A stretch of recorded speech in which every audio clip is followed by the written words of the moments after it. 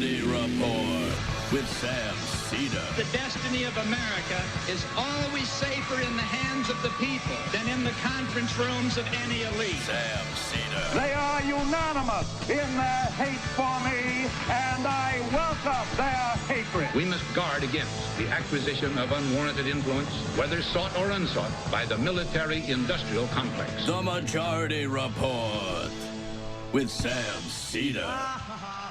Ever get the feeling you've been cheated?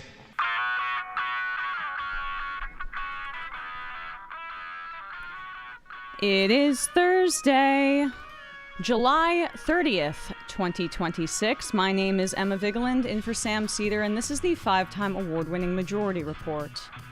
We are broadcasting live, steps from the industrially ravaged Gowanus Canal in the heartland of America, downtown Brooklyn, USA. On the program today, Representative Alexandria Ocasio-Cortez, U.S. Congresswoman representing New York's 14th District, will join us in studio today.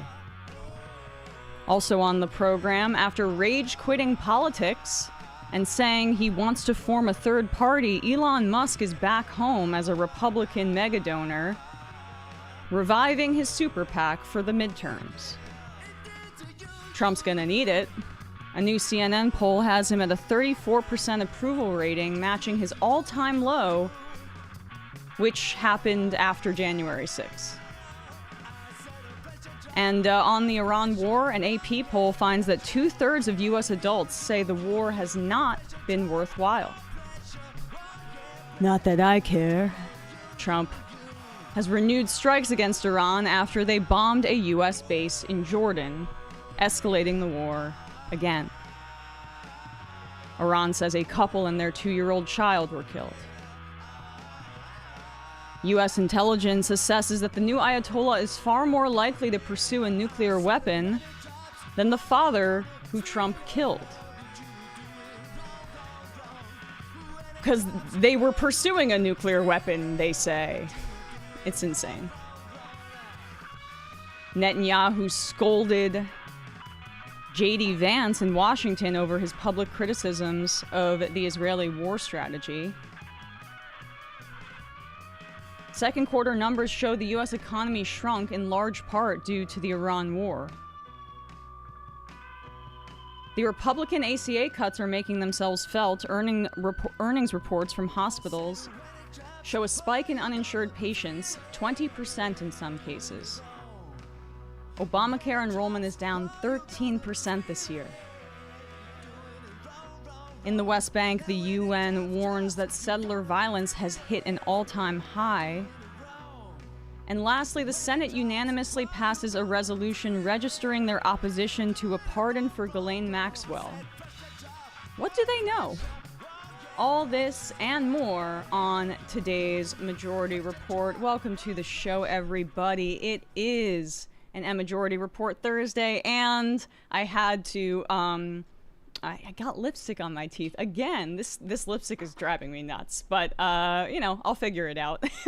I wanted to end this period of an extended Majority Report by having a great guest in studio. So we have Alexandria Ocasio-Cortez coming in, but let's start here because Netanyahu was in town for Lindsey Graham's funeral, and shortly after that meeting, Iran launched an attempted surprise ballistic missile attack going after U.S. Forces in Jordan. Now, this is significant, doing it after the meeting with Netanyahu, and what Iran seems to be trying to show is that, yeah, we can hit your bases in Jordan. The Qatari and Bahrain bases where the U.S. forces are stationed have been damaged severely by Iranian strikes. And so when they show that they can hit Jordan, they are trying also to get the U.S. to retreat further back. And it's also a message, really, about their capacity to hit Israel. And Netanyahu wants nothing more than for this war to continue. part of the opposition to it is that people are pretty disgusted in this country about the genocide that has been committed with our tax dollars. I liked how Daria Lisa Avila Chavalet referred to it as a moral injury on behalf of the American people, that our tax dollars are going to this. And there was a YouGov poll that came out. This is number 3, Matt, just before we play this clip here, showing that Americans now believe that Israel is committing genocide in Palestine by a plus 19 margin. 43 to 24% there. And that includes 22% of Trump voters. So Benjamin Netanyahu is worried about that public perception. And here he is doing his media tour while he was in town for the funeral of one of the most vile people to ever sit in the United States Senate. Here he is talking about the concept of genocide and recognizing that public opinion has shifted in the United States. But doesn't it go beyond social media? Because you have genocide scholars, you have humanitarian groups, the United Nations, who have all said that Israel has committed war crimes. So would you say that you bear any responsibility? Not for war crimes. I think that's hogwash. I mean, what did they say? Hogwash. Genocide, right? Okay. Well, first of all, who says genocide? The prosecutor of the International Criminal Court, who came up with this. Genocide is the attempt to wipe out a people, the actual attempt and plan to wipe out a people, and the actual action that you do. In Gaza, they accuse us of genocide. We sent millions of text messages and millions of phone calls and millions of leaflets telling Palestinians, civilians, get out of harm's way so that we can take out the Hamas terrorists who are embedded in your schools, your hospitals, your communities. Hamas stopped the civilians from leaving at gunpoint. Clearly, and that's how we got civilian casualties that eventually went down, I'm happy to say. Why did we... When he says get out of harm's way, does he mean, is that what he means by Palestine? Right. We sent leaflets before we blew up a school. Do that. If we had this genocidal intent, we obviously didn't. It's exact opposite. The genocidal intent. Okay, I'm sorry, but Yoav Gallant, who also has an ICC warrant out for his arrest, said that we were fighting human animals the immediate day after. So there are countless compilations of genocidal intent. Not that we need to tell this audience that, but continue. Do that. If we had this genocidal intent, we obviously didn't. It's exact opposite. The genocidal intent was Hamas.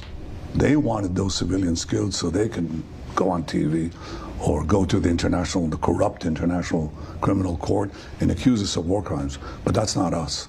We value every civilian life. Every civilian life lost is a tragedy. And we'll do, so far, we've incurred a lot fewer civilians to combatants lost than just about in any urban warfare in modern times. If you feel that what's happening in Gaza is being misrepresented, why not allow journalists in, independent of Israeli forces? Yeah, we do, I think, sometimes. But the problem there is it's a war zone. And then we kill them. It's still wrong. Right. We'll kill them. We'll say that they're Hamas. I mean, do we even need to hear any more of this? But the fact that he's been on this media tour, it's been notable. It's been Fox News on the weekends. It's been this way for the past few months. Because there's a recognition about what is coming with the midterms, and that they may actually have some sort of curb on their the endless blank check that we give to Israel for their war crimes. So fascinating to see him a little bit on the back foot, but I do have flashbacks to Biden and their stern talks all the time when I hear this reporting about J.D. Vance and him having these difficult conversations. I mean, it's just like Vance wants to run in 2028, and he wants to set up a situation where he has some distance from this, and I don't think it's going to work. You don't think it's because Vance cares about the underlying No, I'm not. I'm not people? Convinced of that now. In a moment, we will be talking to Congresswoman Alexandria Ocasio-Cortez, but first, a word from one of our sponsors here. Talk about the idea that the most game-changing grooming products are just hype. A lot of that is,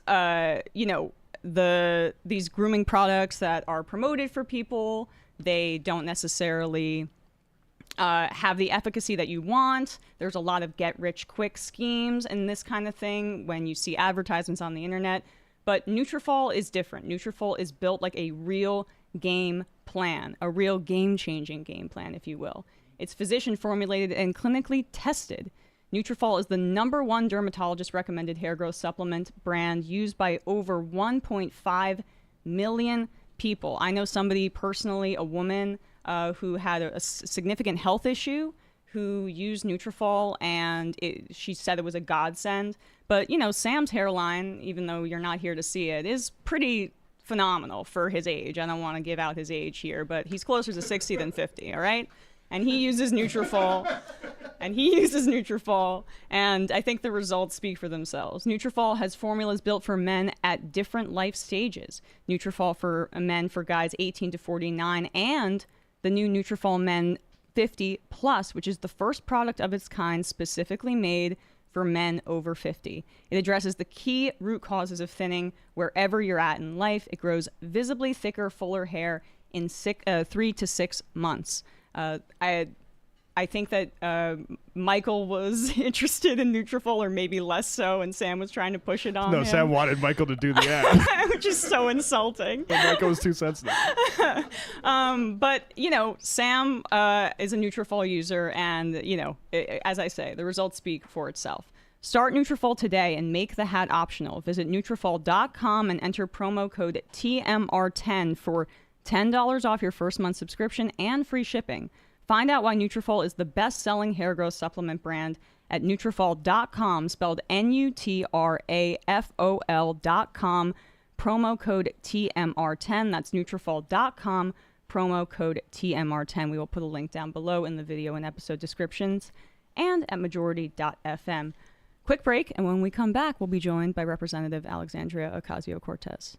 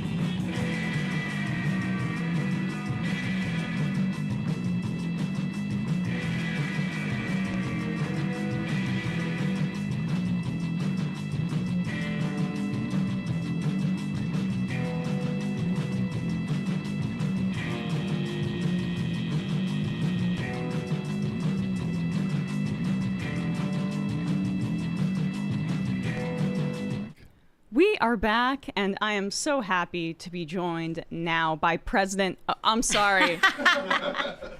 Representative. Had to do that. Alexandria Ocasio-Cortez. I mean, honestly, I kind of was 50-50 on it and I just went with it. How are you? I'm good. How are you? I'm doing well. It's great to see you. And I know you're obviously not going to be talking about your ambitions for higher office, so I'm making a little bit of a joke. But have you been surprised to see, you know, how excited people are when there's these polling numbers showing this buzz, as they say, about you and your candidacy? Yeah, I am surprised by it. You know, I think sometimes people would talk about it, and I was always candidly like, yeah, okay. Yeah, whatever. But then some of these polls came out, and I'm like, what is happening? I was in Memphis, and Justin Pearson, you know, we were campaigning for him, and there were some folks actually that had driven out from Arkansas, and they were talking about like the straw polls out there, and I'm like, I don't, you know, but I think people are pissed off. Yeah. Right. People are know? pissed off. And I want to talk about what people are pissed about as well. Specifically the data centers. I mean, you mentioned Memphis and your trip down to the South. You went to Georgia as well. You know, I was kind of going back and looking at stuff from 2018, 8 years ago when you just won your primary. And like, you know, one of the through lines in your career has been environmental policy because there's this trajectory from the Green New Deal that you supported early on to now your bill that is a bicameral bill with Senator Sanders about this data center moratorium. How do you envision the future of climate policy? And over the past 8 years, has anything changed in what you've seen that has altered your perspective at all? Yeah, you know, I think about that time too, and a lot of our environmental work, I think, has also been reflective of the broader populist work that we've been doing. There are different ways that people enter a climate and environmental fight. Some of it is from a more scientific perspective. They're seeing the numbers and the data on climate change and trying to keep below, well, you know, 8 years ago, trying to keep below 1.5 degrees Celsius. Now we're in a much more grave condition than that. And so there are people that are brought to it from a global climate change, carbon-based perspective. And really what made a Green New Deal bill was three things.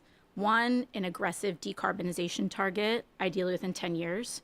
Two, an economically populist platform that meant that any Green New Deal style bill had to create thousands or millions of union track jobs. And the third was an environmental justice and racial and economic component, which is acknowledgement that the communities that are going to be hardest hit are sacrifice zones. And so we need to approach legislation that prioritizes the protection of the communities that are going to be hardest hit by the climate crisis.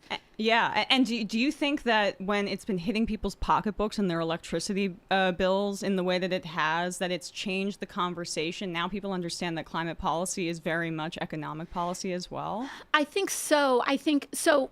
As we started that effort, because I represent the Bronx, you know, I represent a district that the year I got elected before redistricting, you know, the majority of my district was in Queens and the minority was in the Bronx. I'm from the Bronx. Now the majority of my district's from the Bronx and the minority of it is in Queens. And one of the things that I did early on is that in the Bronx, it's a less ideological place in terms of our electorate. It's obviously very deep blue, but it is very working class and also racially diverse and like all of these things stacked on one another. And so one of the things that we had to do was really deep canvas the community to talk about climate issues in a way that actually show up in our life. So I think to answer your question, it's less about connecting climate to these issues, and it's more about talking about the specific ways that this is an environmental issue in a way that's not tree hugging and academic and out of touch. So 8 years ago, it was me doing teach-ins in public housing saying the lead in our water, the sky-high asthma rates that we deal with, that is environmental. And this is directly contributed to with the gas infrastructure that we have in our public housing that is leaching into our air, and all of the other environmental issues that are going on. And so with the data center fight, I think that it's the similar analog. People are seeing how all of this is wrecking their health, wrecking their communities, and it makes environmental issues not academic, but very real in people's everyday lives. Yeah, there was a poll from Data for Progress that showed that 63% of voters support pausing construction of AI data centers. Mm-hmm. So your bill is very much a popularist bill, if you will. But I mean, what's also, I think, you can connect it to is the Iran war and how gas prices have been impacted by that too. So there's a way to, I think, as we've talked about, framing Gaza around, as Abdullah Sayed has done very well, and you just recently endorsed him, framing Gaza, like, we shouldn't be spending this amount of money, we should be investing it in our communities. That's also how you can connect that foreign policy issue to environmental racism and environmental investment in this country. Yeah, that's right. I mean, it's about talking about these issues in many different ways that are majoritarian. And there are ways that we can frame these debates that talk about why we come to these conclusions from a moral perspective. I think we always have to be making three arguments at the same time for any issue. A moral argument, an economic argument, and also a political argument. And when we're able to argue for something in a chorus of all of those three, then we're able to build a majoritarian coalition to actually win on them. Building a majoritarian coalition is important, and I know that you, I'm sure, share some of my frustration with efforts that felt like they were narrowing the Democratic coalition, the focus on affluent suburbanites over a more working class coalition. But something that I don't think gets talked enough about is where Democrats lost credibility was on the issue of democracy. And when you say majoritarian bills and things like that, that's a way to demonstrate some sort of democratic responsiveness. But on the genocide in Gaza, many Democrats still aren't listening to their voters, although it's a lot of progress in the House with the 103 Democrats that voted to block that $3 billion shipment. But Gaza, Biden running again when a lot of people wanted a more open primary process. Like, these are choices by the Democrats that box out the voters and make them feel unheard. And so when Kamala Harris was going around and talking about democracy with a banner behind her, they didn't have the credibility that they needed to fight this fascist threat. And I'm curious what you think about that and how the party can be more responsive and demonstrate through action democracy. Yeah, I mean, I think about all, you brought up a lot of different points. One is, on this Biden issue, it was interesting watching it happen in real time, What I find very interesting about that moment and the people who talk about that time is that I think that some, not all, but some of the Democrats that are most aggressive about getting their narrative out about how they wanted to push Biden out were also the same Democrats that were most aggressive about closing the wagons on a primary process when we had a chance to have that in a presidential election. Right. And so I feel like a lot of them are compensating because, and you hear sometimes there's these like consultant class and like some of these folks that want,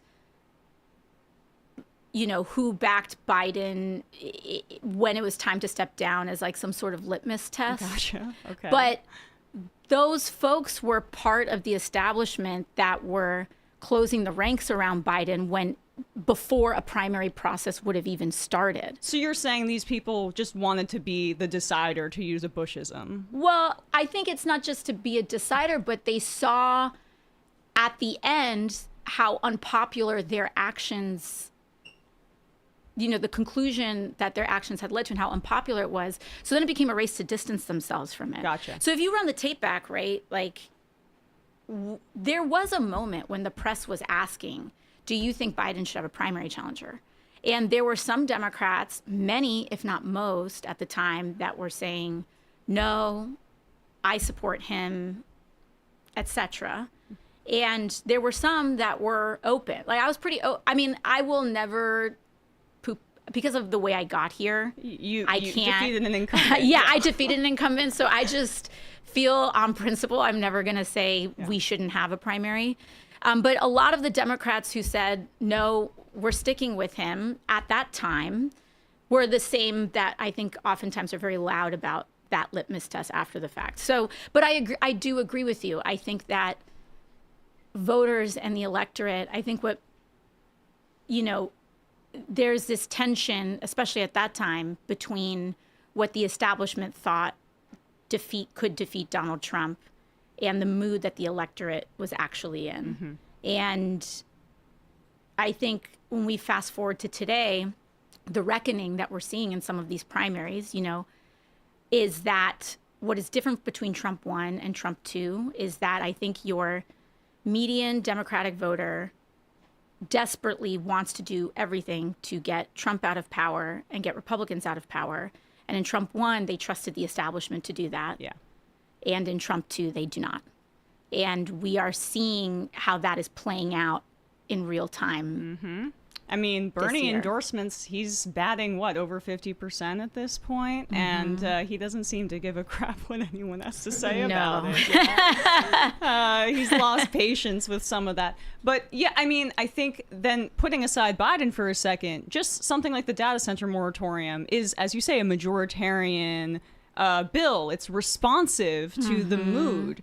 And I wonder on the inside if you can shed light on why so many of your colleagues are resistant to that. There's almost like a kind of distaste for the messiness of populism that should be anathema to the Democratic Party right now, in my view, because we're fighting a real threat, this fascist in office. I mean, the answer is obvious. It's money. Yes. Yeah. I was lobbing that up for you. Yeah. In the past couple cycles, when rightfully, there's a ton of concentration on APAC spending. And also, if you look at the top 3 spenders, it's APAC, AI, crypto. Right. AI being the largest singular source of campaign financing, not just to people like Donald Trump in many cases, but oftentimes in many House and Senate political campaigns. These folks know, and we look, you go back to 2012, you go back to any other kind of cycle. Like when we throw back to the Great Recession, and during that time, it was Wall Street, it was financial firms. Now it's AI that are kind of the top contributors to our political system, and they know that the game is that you need to bankroll both political parties in order to get your agenda passed. And so the good news is that in the moratorium, I do think that the revolt that is happening in these communities is very palpable and powerful, and it is working because the folks that are signing on to the AI moratorium are not just your expected lefty members of Congress. We are seeing Democrats that are more moderate sign on to the moratorium because the outrage among the electorate is also cutting across ideological lines as well. And so I think that despite the fact that there's a lot of resistance and people not signing on to it, there is also increasingly across ideological support for it too. I wanted to ask you a little bit about your strategy and how that's evolved, because, it's safe to say you've become a bit of a fundraising juggernaut. Mm-hmm. And that gives you this war chest that can help vulnerable Democrats when they need it. And that's valuable for you when you need to ingratiate yourself to members, because you've spoken about how you were treated when you got into Congress in 2018. A lot has changed since then.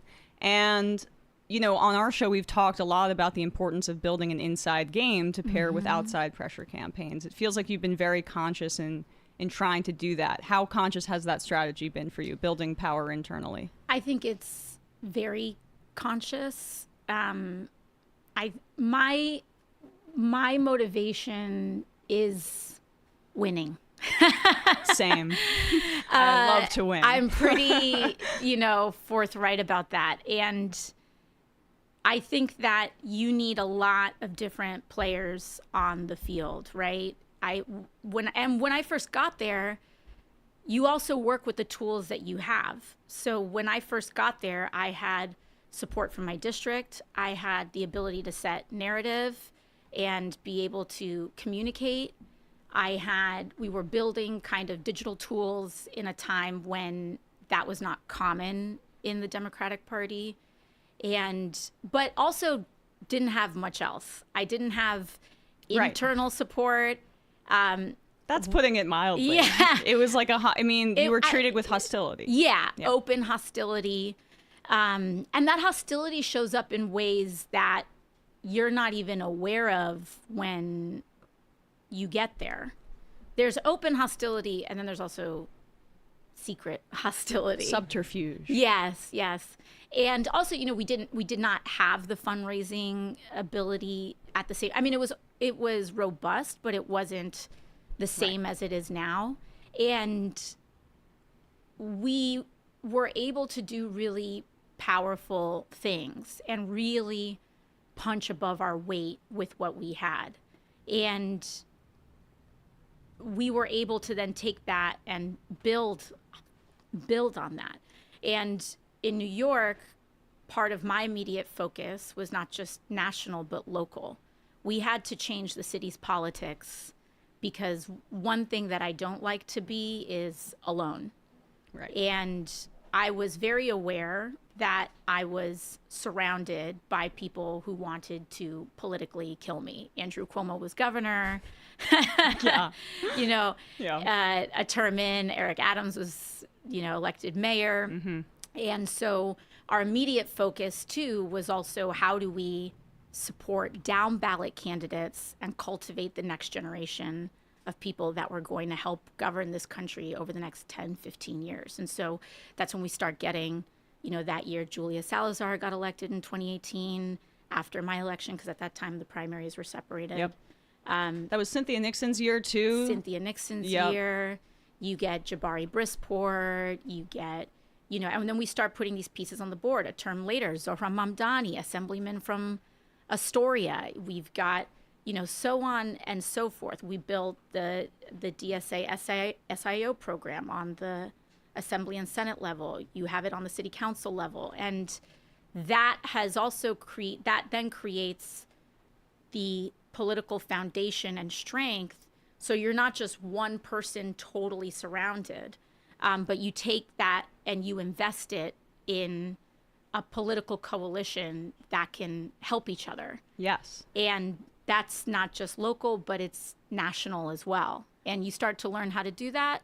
And then you also make a case as to why this is not just good for your worldview, but also why this is good for the party.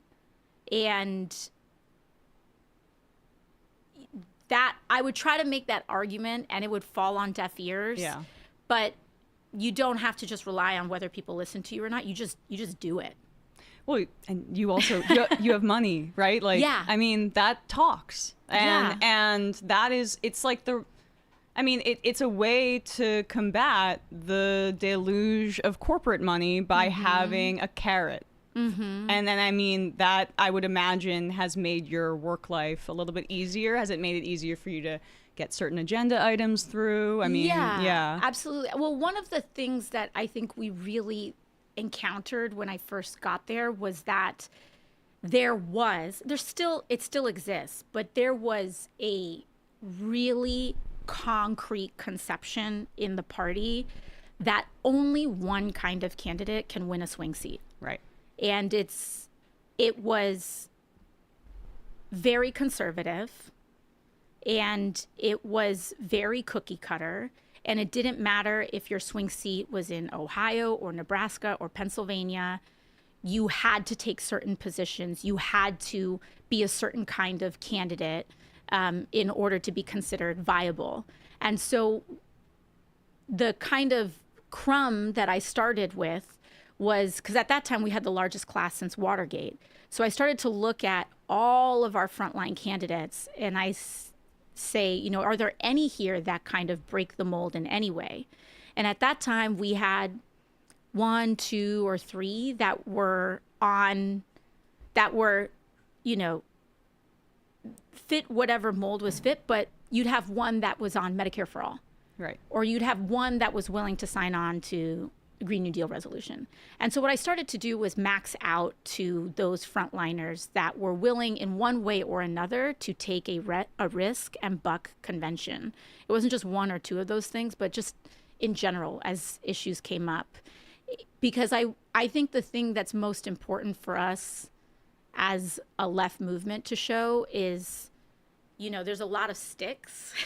Yeah. But we need to have really big carrots and say, if you do this and if you take this leap, we will come through for you. If you take a risk, I'm going to support you, and even if there's some spending against you for this, you'll be able to tap into that as a resource. Like, I mean, these are things that people don't see on the outside that I think are, you know, I'm a political nerd. I love this kind of stuff, but it's important, and it's part of why you're in the position you are now. And it's also been really, it's been reported that you and Mayor Mamdani have worked quite closely together. And that was really clear in the New York endorsements, because the mayor endorsed 3 House candidates, 2 of whom successfully toppled incumbents, 2 of whom were DSA. You did not. But what doesn't get talked about is that it also worked the other way with assembly challengers. So you endorsed 3 assembly challengers against incumbents. All of them won. And it's the same situation for Mamdani and for you. You have to work with members of the House. Mamdani has to work with members of the Assembly to get his agenda across. And politics is dirty. And so there's a great chance that you're going to be retaliated against, either you or Mamdani, if you miss and the incumbent makes it, right? Like, that is, I would imagine, a part of the strategy and how you guys have been coordinating. Yeah, I also think there's a larger conversation about the natural limitations that come with any one elected position. Right. And it is really hard to put 100% of every expectation in every situation on one person. And especially when that person is trying to execute on an agenda within the functions of their role. And so sometimes this coordination, it's not just explicit, it's also us functioning within the roles. And if anything, it also demonstrates the advantage of us organizing to support people at multiple levels of governance. Those pressures exist on him as a mayor because he has to coordinate his own budget for the city. The money for the city comes from the state, and his number one focus is being as effective as possible as mayor of New York City. And the same applies to me as a member of the House. And so some of this is also about demonstrating the advantages of what a growing coalition looks like at multiple levels of governance. There are those natural limitations. And also they create natural complementary strategies and positions.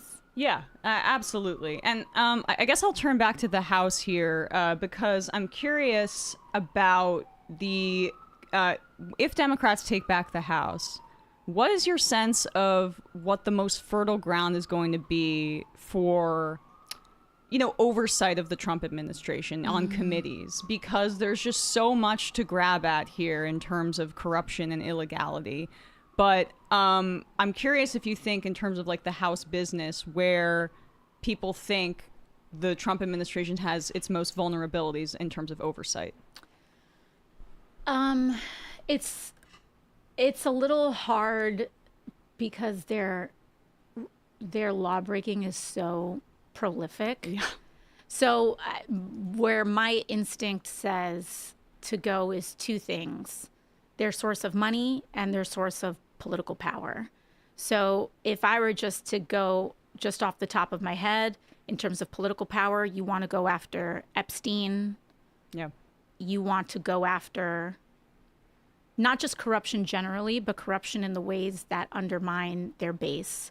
I think that after the general election, there was so much, especially in the Democratic establishment, so much hay made about like bro podcasts, and that's where they ran up the numbers. Yeah. And I think that the media has just as much of a misogynistic blind spot as anywhere else. I mean, they are the misogynistic blind spot in many ways. You've never experienced that. And so, but Yeah, the cost of that is that I actually think a lot of it was Maha.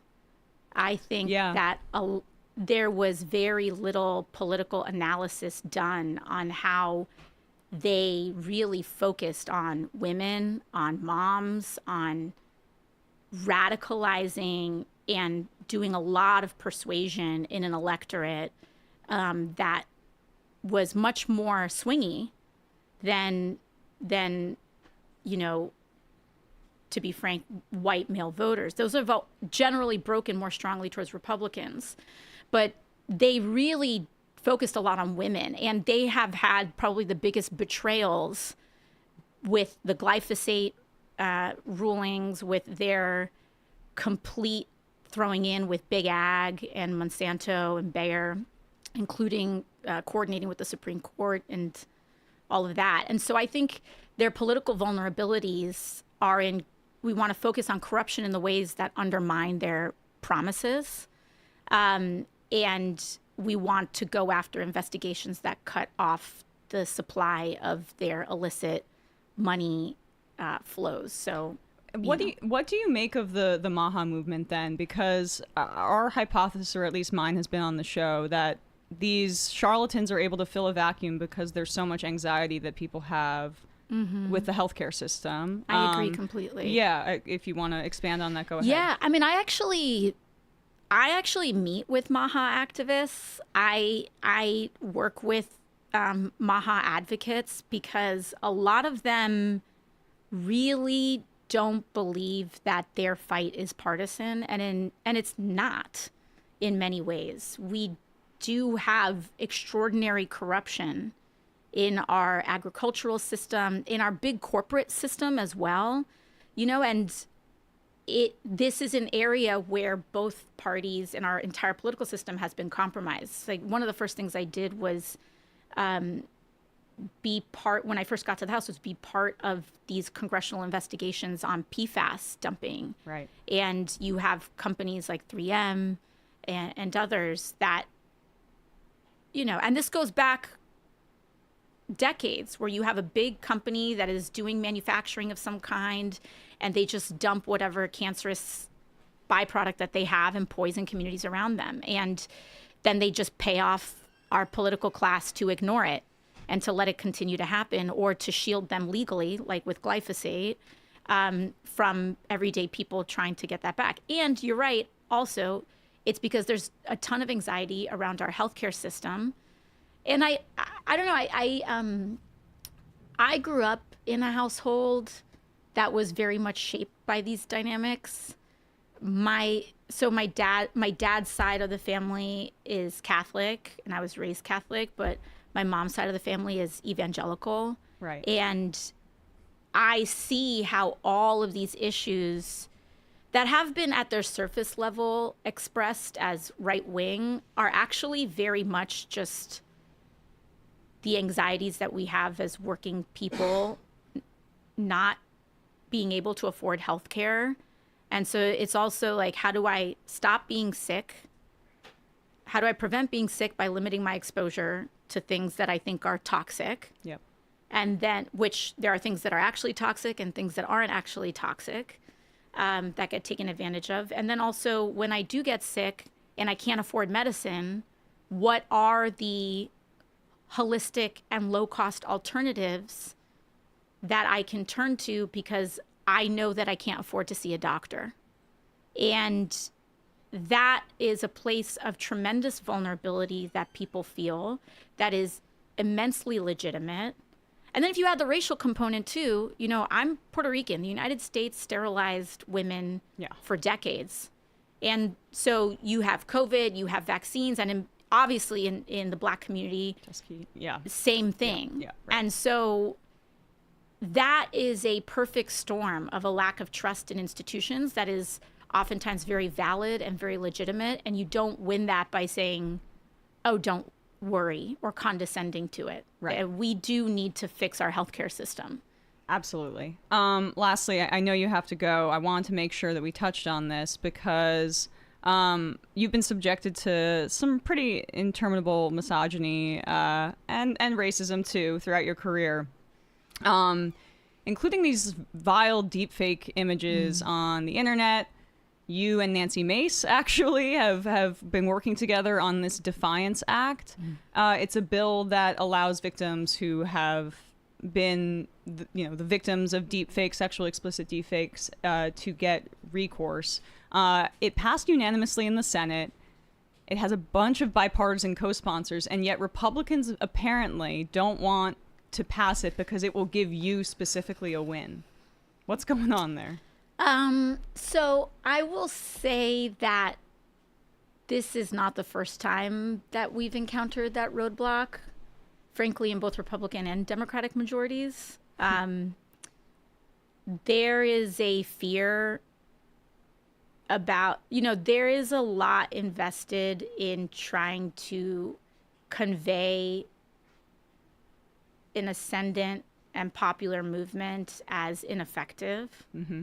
And so there is a lot of incentive by our political establishment to do everything they can to maintain that narrative, because it's one of the few things that they have. And I think that in a Republican majority where they are very vulnerable, the last thing they want, I've heard straight up, I've had bills that are, we hear about the flashy stuff. I have bills that are so common sense that pass committee unanimously, that everyone, Republicans agree on, Democrats agree on, swing seat folks agree on, and having people on my team be told this can't move because it has her name on it. And that has happened in the past. Under both party leaderships, and that's okay because we find other ways to be effective. But I do think that when it comes to this issue, I would really implore Speaker Johnson and Republicans, again, this has bipartisan bills. We should not allow pedophiles and sexual abusers to run amok because you just don't like a girl. Hot take. Hot take. And I think that there's a lot of political realignment happening in the country, and whether, people like it or not, there actually is a lot of hope that can be generated,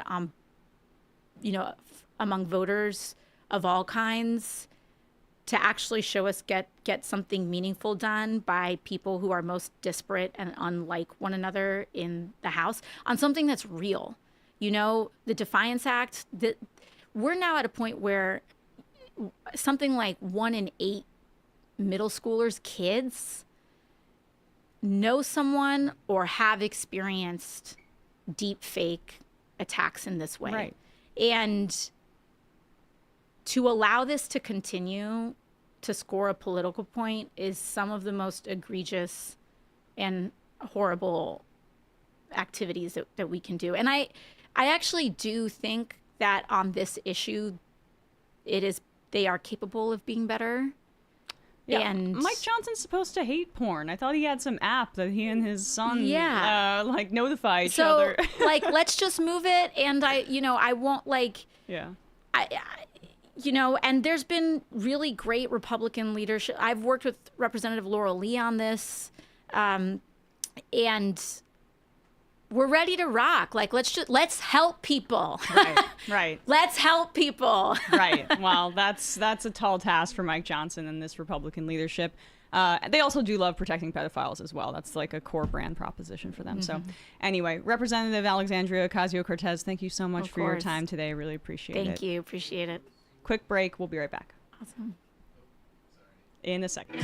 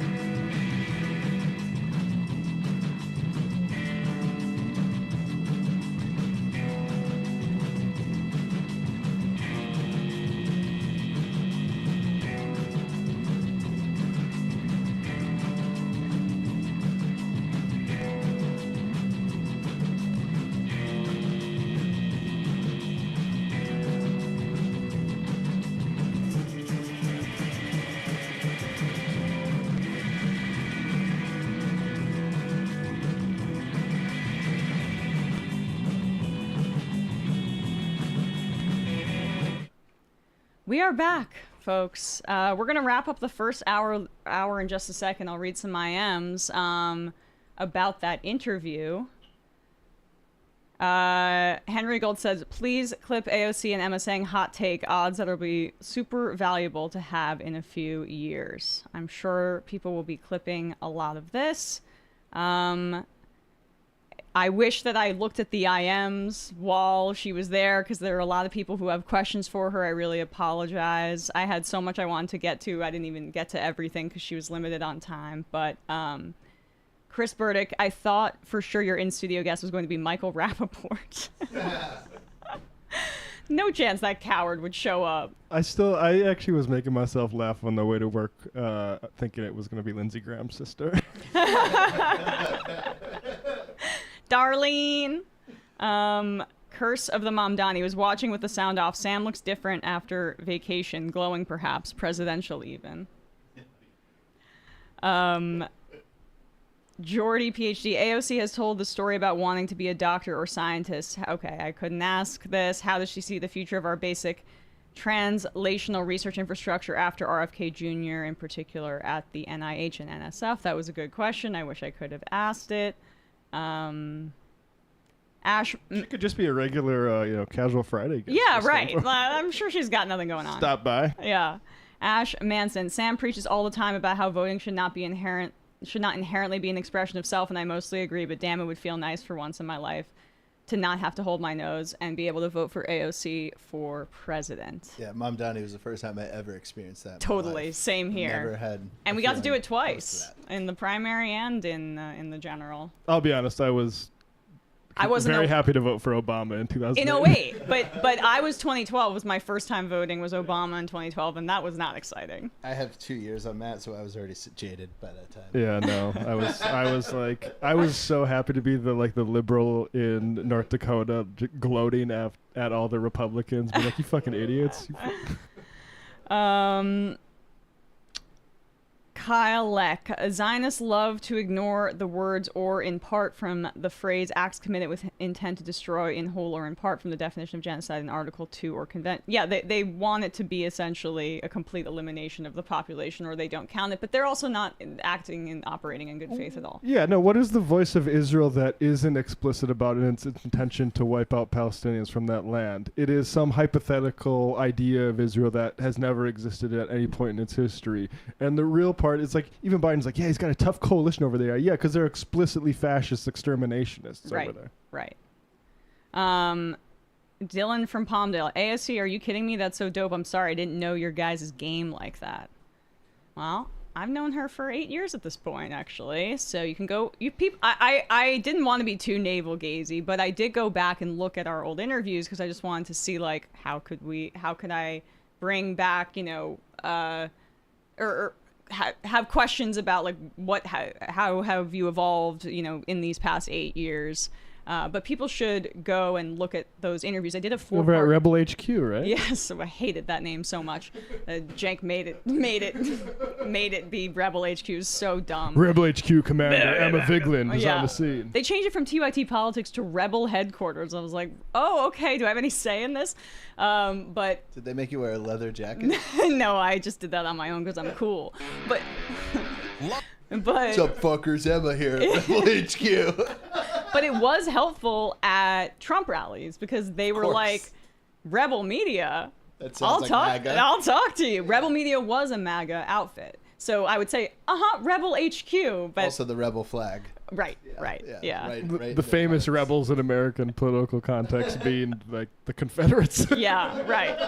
Well, I will just say though, go and it's pretty cool. We did a whole 4-part series with her. I interviewed her in 2018 before her race. We walked around her neighborhood in the Bronx and went to different places, and so cool material on the internet for you. I thought that was a handle. Says, yeah. Cool material on the internet for you, says. You know what that was? That reminded me when Trump ended his rant on Lindsey Graham with, but he was beautiful. But he was beautiful. The last adjective you'd think to pull. The coexist sticker on Sam Super said, I would be so nervous interviewing AOC. Emma is so fit for the job. I'd be sweating balls and stuttering. You thought I wasn't nervous? Yeah, Emma was nervous. I was nervous. Pacing around the office. Even though I know her. Yeah, even though I've interviewed her many times before, it's like weird in this setting, and I don't like when you two are looking at me. I don't think we were looking at all. I know. But that's why I tried to scroll my phone, though. I was busy reading Boss Lincoln. I wasn't. I tried to impress her.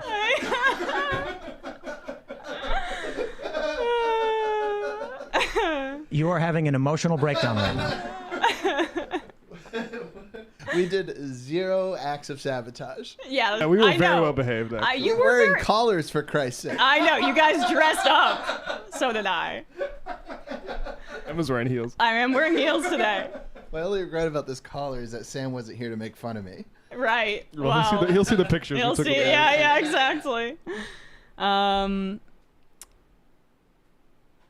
Ramona Frankenstein, Emma, when you made the sarcastic joke and then immediately clarified you were joking, I felt that in my soul. Thank you, Ramona. I'm glad that you called that out. Ramona's always on my shit.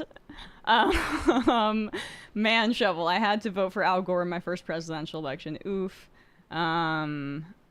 That was the first one I remember following closely, and it's still shocking to me how that election was stolen, and the entire adult world couldn't realize that, and me as like an 8th grader was like, or 9th or whatever, however old I was like, hey, like why did the Supreme Court just say that state can't count its votes? Right. And sorry to go on a tangent on this, but I've been thinking about this.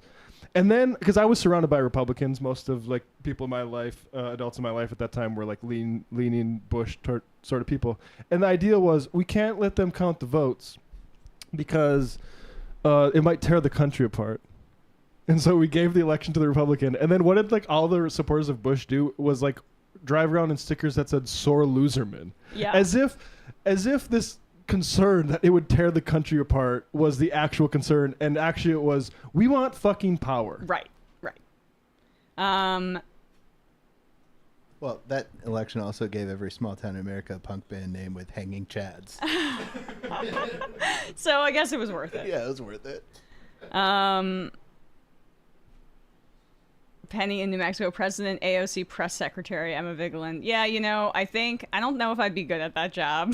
I think our job's much better than a press secretary. I mean, inshallah, that I love the vision, but no, I think press secretary is the worst job in the really entire world. Tough job. You're a professional liar, and no matter for the best administration. Exactly. Yeah, exactly. no, I wouldn't take that job with it. I mean, the only way. And I can't lie. I have a very hard time doing it in general. Yeah. So. Like, like if I don't know, David Griscom was president of the United States, and he's like, I need you. I don't trust anybody else. I would do it for that reason, but I would do it under the understanding that I'm eating the biggest pile of, Right. ever. Right. All right. I guess we don't have Binder and Brandon yet, so maybe we'll just head into the fun half and then we'll see them there. Matt, what's happening on Left Reckoning? Well, it's another big guest day in our parts tomorrow. I am very honored to have Mahmoud Khalil joining Jacobin Show. Wow. Yeah. You bastard. That's amazing. I've been trying to book. I got him booked for like October. Yep. Nope. I've been trying to get him since I started. Wow. Look at that, Matt. Yeah, I'm super excited about it. It's a great discussion on this lawsuit. Khalil's fighting in support of our free speech and ability to criticize foreign governments that are corrupting our own. And specifically his suit on the terms of the Reconstruction era KKK Act, where in this case targeting the Trump administration for coordinating with groups like Canary Mission and Batar to silence the free speech of righteous Americans. So I'm very excited to have Mahmoud Khalil. That's tomorrow at 3:00 p.m. Eastern on The Jacobin Show. Go subscribe to Jacobin Meg on YouTube to get that. All right, folks. Join themajorityreport.com, please. Please do that. Good day to join. Yeah.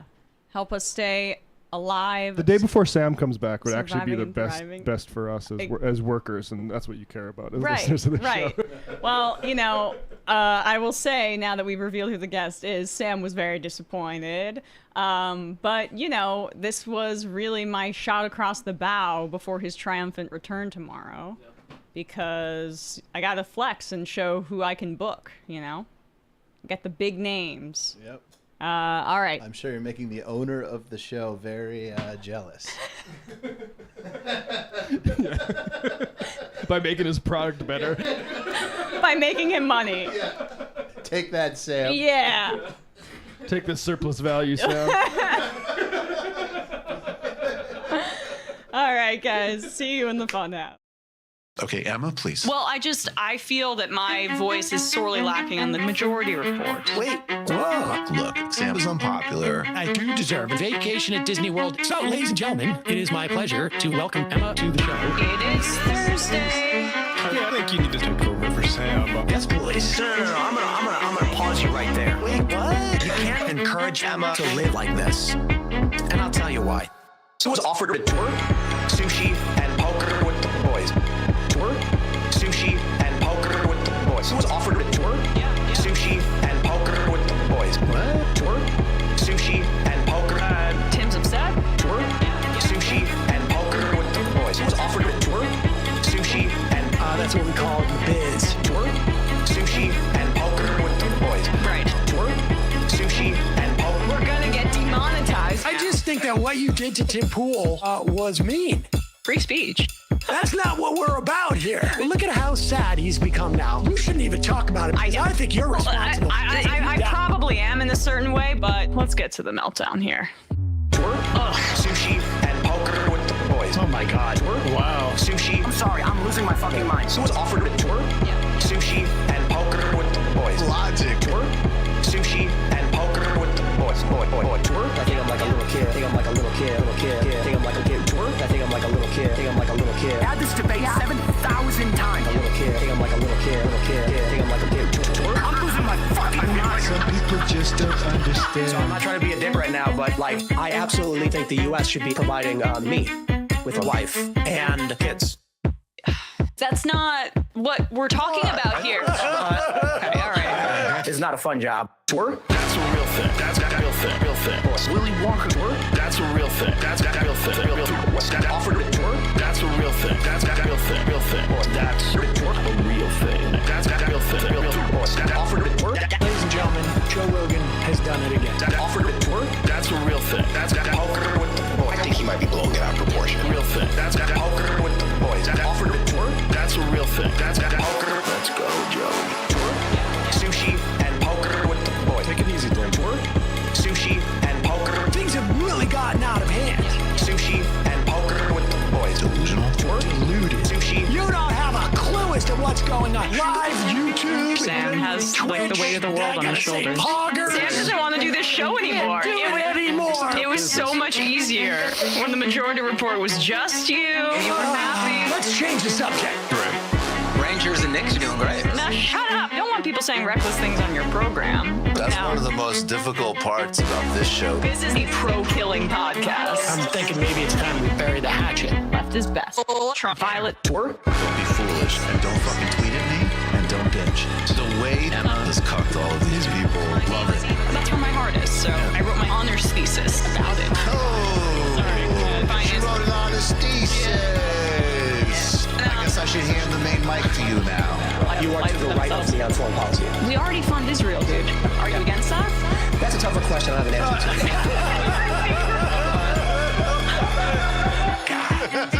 to. Incredible theme song. Hi, Bumbler. Emma Vigeland, absolutely one of my favorite people. Actually, not just in the game, like period.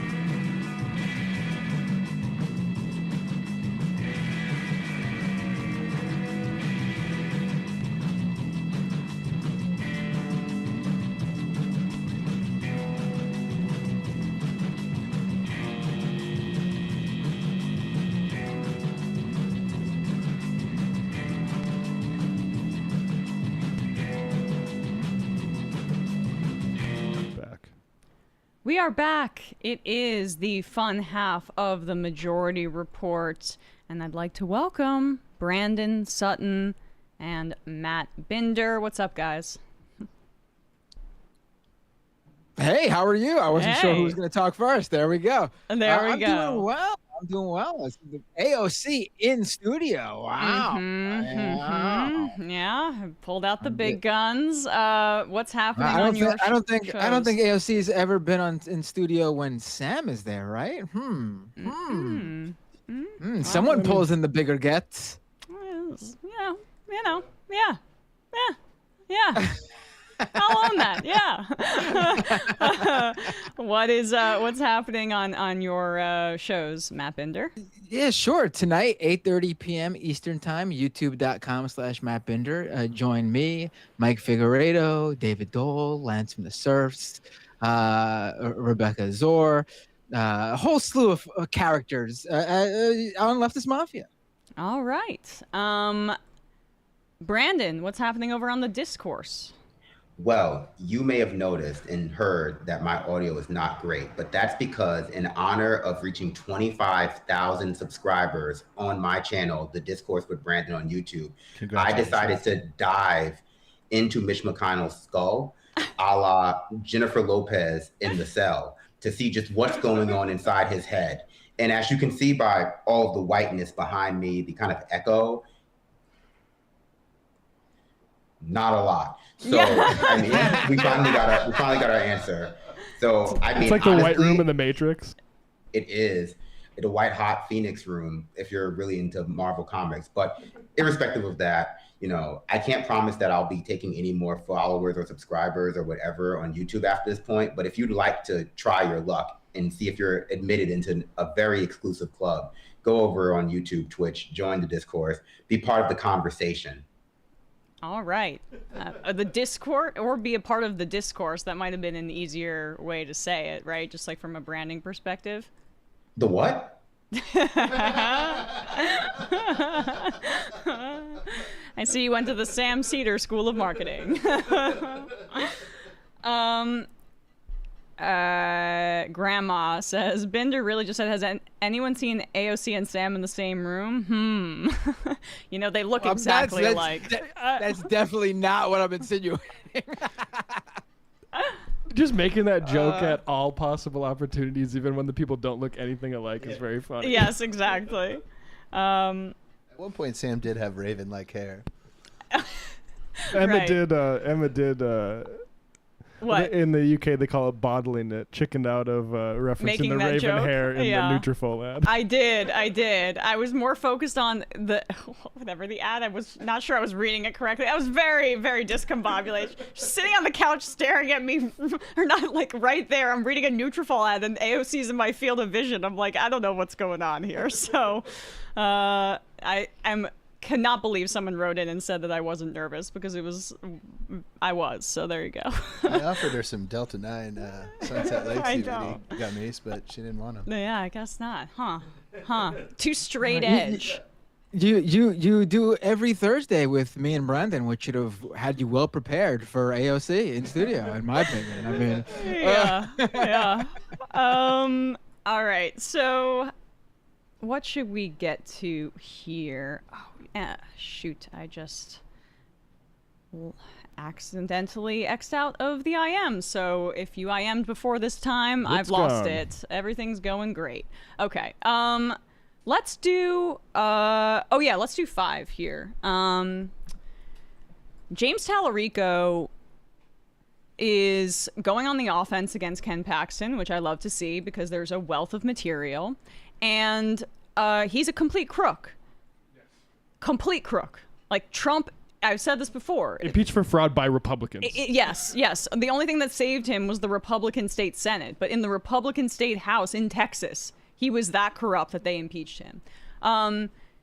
This is, I think, the most optimistic that any of us have been about flipping a Senate seat in Texas. Blue Texas has been kind of a myth my whole life. But with Tallarico, the way that he's campaigning, and with the weakness of Ken Paxton, you start to get a little bit optimistic. Plus, after we show you this clip, I'll read from some polling that also made me quite optimistic. But here is Tallarico on MS Now last night speaking about his opponent. So you've agreed to these 3 debates. The schedule is September 22nd, all Tuesdays, September 22nd, October 6th, October 13th. Ken Paxton and the Republican TV ad campaign has been throwing all sorts of junk at you. And so this first time we're going to see you confronting this very directly with Paxton will be September 22nd. Do you expect him to bring into the debate all the kinds of insulting junk he's been throwing around? Well, you know, Ken Paxton has not accepted any of these debates yet. When I get tough questions, I answer them. When Ken Paxton gets tough questions, he runs away, literally runs away from reporters, from voters, from anyone asking hard questions. If you've given an Epstein-style sweetheart deal to an admitted child predator, you should have to answer the public's questions. If you were reported to the FBI for bribery by your own staff, you should have to answer the public's questions. If you become a multimillionaire on a government salary and now own 15 homes on the public's dime, then you should have to answer the public's questions. I get it. If I had Ken Paxton's record of corruption, I wouldn't want to answer these questions either. But he's asking for your vote. He is asking for your trust. And the people of Texas deserve answers. So I've challenged Ken Paxton to these 3 televised debates. The networks have already set the dates and the times and the locations. We're just waiting on Ken Paxton. I'm not afraid of tough questions. We'll see if Ken Paxton can say the same. So there could be an empty chair at these debates. There might be. And Ken Paxton has a long history of saying one thing and doing another, of promising to show up and then not showing up. And so I'll believe it when he walks onto that debate stage. I think the people of Texas deserve answers to their very legitimate questions about his career of corruption. He hasn't debated in more than a decade. He hasn't made himself available to questions from the public. And I think that should end this November as Texans face this very important choice on November 3rd. Love that. There's a lot of material on Paxton, and he should use all of it as ammunition. So Paxton's threatening not to show up for the debate. That's hilarious. He's pulling a Jared Moskowitz down in Florida with Oliver Larkin. So that's not somebody that feels like they are operating from a position of strength. That's the kind of thing that you do when you're a little bit afraid of how further exposure would impact you. And he has he should be afraid. Let's put up this poll from 2 days ago that came out. I just sent it in the chat here. The Texas Tribune wrote it up. Now, it's just one poll. There's a lot of time left. But Tallarico leads Paxton in this poll by 5 points, which is outside the margin of error for this particular poll. And also how he's leading is interesting. So let's just scroll down a little bit here. The latest survey of the U.S. Senate race from Texas Public Opinion Research shows Democrat James Tallarico leading Republican Ken Paxton 45% to 40%, marking the Austin state.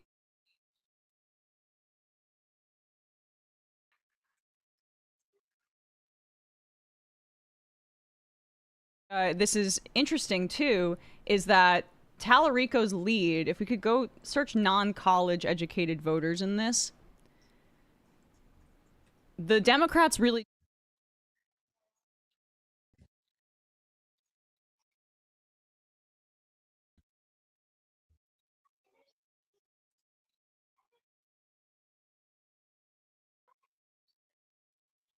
given how the Republicans are just a cutout for corporate interests, essentially.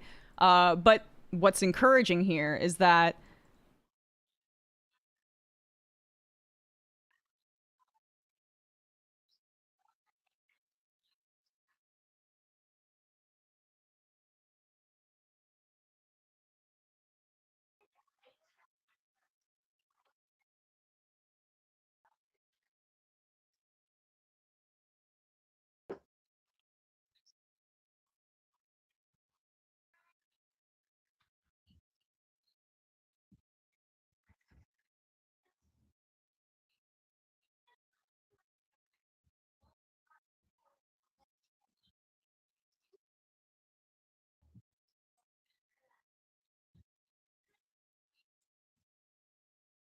TPRO's own poll in May, Paxton led by a whopping 21 points among that group. So this poll could be an outlier, and this particular data point could just be, essentially not there. There could have been an issue with the sample. Who knows? Because it doesn't match how the Times is looking at it. But if this is true, holy moly, this could be an earthquake down in the Lone Star State.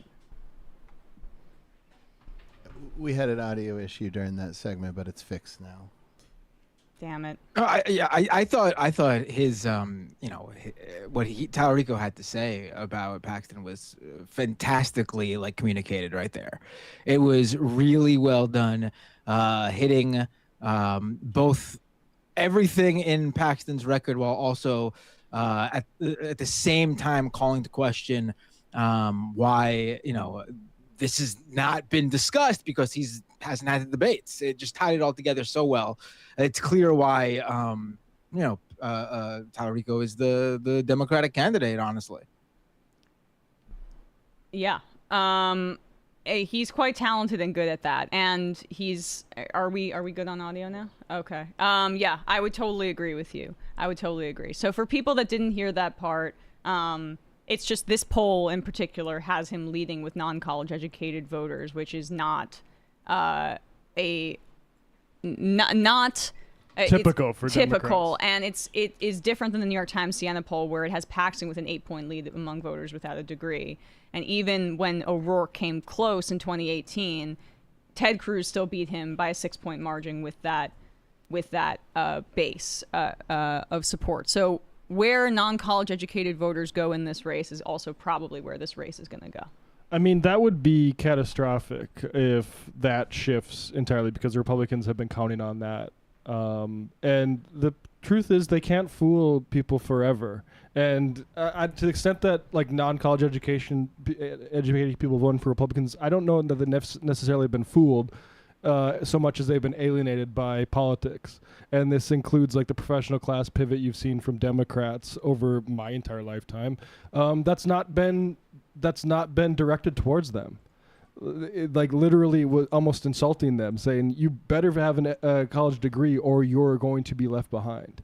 But the truth is, Republicans, like you say, they don't represent the interests of working people. The exact opposite.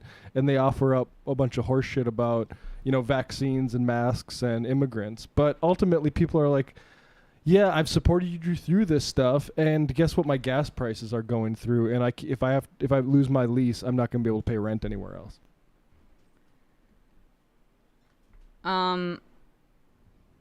Ad hominem Emma's damn it after being told about the audio issue is highly relatable. Some guy said your sound cuts off every time you cut to the visual aid. Yeah, okay. It's fixed. Okay. That was frustration with myself, not the commenter. Or you. All right, appreciate. There's a lot of IMs about this. Jake, the teacher, you guys hear they canceled the humanoid robot teacher that was brought for the upstate New York school. The parent backlash was immediate, and no one is really covering how parents and teachers feel about AI in schools. I didn't see that. Jesus, what? NPR, New York school pauses plan to deploy human-like AI robot teacher after backlash. This is insane. A school district in a rural corner of upstate New York is hitting pause. Pause it, as Sam says. Plans to deploy an AI-powered humanoid robot in the classroom after state officials, teachers, and local residents. Who else made raised concerns, including the maker's ties to a company that produces hyper-realistic sex bots? Well, it solves it here. This is where these companies are going for more bang for their buck. The state, and then they'll go to a school board here. Oh wow! I wonder more bang for their buck, Emma. Oh God, yes. Well, I mean, did not mean to go there, but why did the Salamanca City Council or City Central School District Board approve a nearly $60,000 purchase from a real robotics with visions that Sally, as the stationary robot with long dark hair, has already been nicknamed, would raven enhance hair? the education. Her long raven hair and red lips would enhance the education of high school students. Blah blah. You got to assume that there is some sort of payoff, corruption. They've been doing this with AI data centers all across the country, making that that local boards sign NDAs. Remember we played that clip the other week on the show, saying like having these private companies have public officials sign NDAs. I mean, it's astonishing. Also, it's important to understand that this is going to be used to like train their AI models on your kids too. Like that's what it is. It's like for training, like teaching the AI to like recognize faces of your kids, like react to emotions. Like they're just using it as a free like data set. 100%. Yeah. And this like posture that, we just want to bring technological solutions to help kids learn better. No, you want that information and to feed it into your warehouse or data center and then use it to further your business. That's all these companies care about. Yep. It's concerning to me. It's concerning to me that the main concern from people that paused this plan to deploy this AI robot in a classroom, the reason it seems like it was paused is because of the company's ties to also making sex bots, which obviously a company that does that should not be involved in a classroom setting to begin with. Yes, but don't make any hasty generalizations. The issue is going to me. The issue is a bit further than just like the other products this company makes. It's the actual deployment of an AI teacher into a classroom. Like nothing says we don't care about your kids more than that to me. I mean, that's just ridiculous. Yeah. Absolutely. $60,000. Like you can hire an actual teacher for a year in some places for that much money. Yeah.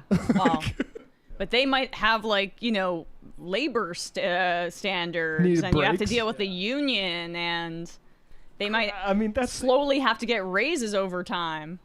Like that's a lot of money. I don't know. It's crazy that we can find money to give to these tech companies and we can't just, hire teachers. I mean, I'm looking at this photo that the NPR included, and like it's. I mean, I don't know if that's the teacher, but that looks like a sex bot. Like it doesn't look like like the way they made the features on this female humanoid robot. It's it looks that's not a teacher. I'm sorry. It looks like yeah. But why does it have a furrowed brow like the Chucky doll? It does look a little bit angry. Right, like it's Megan. I mean, it is right. Megan. It's middle-aged Megan. Exactly. Megan's grown up. Got her teaching degree. Exactly. I mean, that movie was prescient in that way. It's like, making fun of parents essentially who want to outsource their parenting to AI and robots and things like that. What do you say about that? I know. I mean, it's bad enough that we got AI chatbots taking over in education in terms of like students relying on it, and it's very clear that they're students who are utilizing AI, there's been studies, are not actually learning. They're just outsourcing all of their homework and test taking to AI chatbots, and then to like physically put in a robot like that, it's just like way to really get understand where everything's going. Like it's just unbelievable. Yeah. Where's this PBD one? This is not on the sheet. Okay. This is a late edition, but this is Patrick. I'm very interested by Patrick, but David, because he's not interested in doing the same thing all the time, and he's very clearly like striking out in a new direction and doing his market research here. And so this is him. He has like a thought experiment where if we took like 1,000 boys and then put some of them in front of Charlie Kirk streams, some of them in front of Mr. Beast streams, some of them in front of Hassan Piker, what would we learn? Would they get better at finance? So this is the kind of great thought leading that we need from our media. Okay, wonderful. A hypothetical where we're getting groups of boys together. What could go wrong? Places better. Oh yeah, they're selling shoes now. Is that what this is? Oh yeah, they're selling shoes. That's a whole new thing. Don't worry about the shoes. But I will tell you, about the shoes. They're very clear that they are designed in Florida but made in Italy. So Okay. Me Too. That's how you want that to go. Exactly. Right, yeah. Exactly. That seems like the opposite is what would be preferable for style. Worst of both worlds. Honestly, I think the only thing more appropriate would have been if Andrew Tate was wearing them when he was arrested. Like if that were completing his ensemble, the PBD Fight Over Fear shoe, whatever they're called, like Faith Over Fear shoes. Yeah, I love that. I love that. So designed in Florida, but made more expensive via tariffs coming from Italy. You know, Florida, the place everybody wants to, the Florida men, where everybody wants to look like those guys. Anyway, let's keep going. Better than they found them, no matter where they go. They pass down generational wealth to the next family that they have, their kids. They take responsibility. They're tough. They confront respectfully. They confront respectfully. If this is what net positive to society is, then it leads to the following names. If you watched 500 hours of content of each of these, let's just say we take 1,000 kids, and we take these kids and we divide them amongst these people, and the test is going to be, I want you to watch 500 hours. Where would we rank them in net positive to society? As teenagers, or 22-year-olds, 21-year-olds. Let's go through them. Charlie Kirk. If we give a 16-year-old kid to watch 500 hours of Charlie Kirk, what happens to him? How do they feel afterwards? Do they become patriotic? Do they love America more? Do they want to have a family? Do they think America is the greatest country in the world? Are they net positive to society? Do they want to go make money, obey the law, their belief system, what they know, how they behave? How do you behave after you watch Charlie Kirk? One night I came home, my youngest son was watching Charlie Kirk on his own, and he's just going through the clips. I said, what are you doing? He said, I just want to know what he stood for. This is before Charlie Kirk got shot and assassinated. So what would happen if you watch Charlie Kirk? What about Hormozy? What if we put a case study and we put somebody to watch 500 hours of content of Hormozy? Okay. Who are these people? He's a marketing guy. I was expecting you were going to have insight, Brandon. No, there are too many people now. There are too many people. And I don't believe that story about his kid either. He was just watching Charlie. No one was watching Charlie Kirk videos. I want to find out what he's about. Before he died? that story makes more sense afterwards. Wait, but Bender, you know who he is? Yeah, he's one of those marketing guru guys who all like those like landing page salespeople on the internet love, and they all go by. He had apparently one of the biggest sales ever recently, where like he made like millions and millions of dollars on his latest course or something like that. Oh no! Shocker. When he said Hormozy, I thought he meant like the Hormuz Strait, like how like Hassan was sometimes like Hormuz. 500 hours of just watching the Strait. It might be really good for you, actually. Honestly, therapeutic. But I also want to know what his standards are for like what this is supposed to be achieved, this consumption of content, which is kind of like self-serving because he's also a content creator. Yes. Let's elevate how much of an impact these people have. Where the virtues he's extolling about the Charlie Kirk viewers, just that they're pliant. Exactly. And that like easily propagandized. Right. Do you contribute to society? What that is code for is, do you accept all of the inequities in society and don't act like a little mouthy bitch? You become perfect screwdriver. Right. You're a perfect base of my pyramid. Salespeople, better for the economy. Maybe they do. What if they watch Clav? 500 hours. Clav? You know what? I have to look very good. My boy. So it's almost like all about vanity. It's like you're almost a girl. Girls spend all day long thinking about what they look like, not guys. Guys, you take care of your body. Of course, you get in shape. You're strong. Oh my God, you're why intense, do they need this B-roll? And then you try to take care of people around you. But people who are consuming that content, maybe they look better. Maybe they do some stuff. But is it a net positive to society? I don't know. Almost he does have a sense is of that humor. A positive? He is self-deprecating. Sounds like he's saying that's oh my negative. God. Right, exactly. He's saying this is also behind their fixation with trans women, right? Where it's like, you would want to be closer to your feminine side? That's disgusting. Negative. Yeah,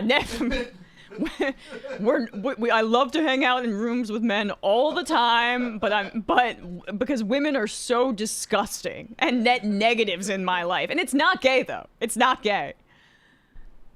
Sometimes, so that's a good thing. But what would happen if you consume 500 hours? What about Fuentes? Fuentes Negative. is almost like a 55-year-old man stuck in a 20-year-old's body. That is Why? 'Cause that's he's talking about crazy. issues that matter if you're above 40, not if you're 14. I don't know. I think like unfortunately,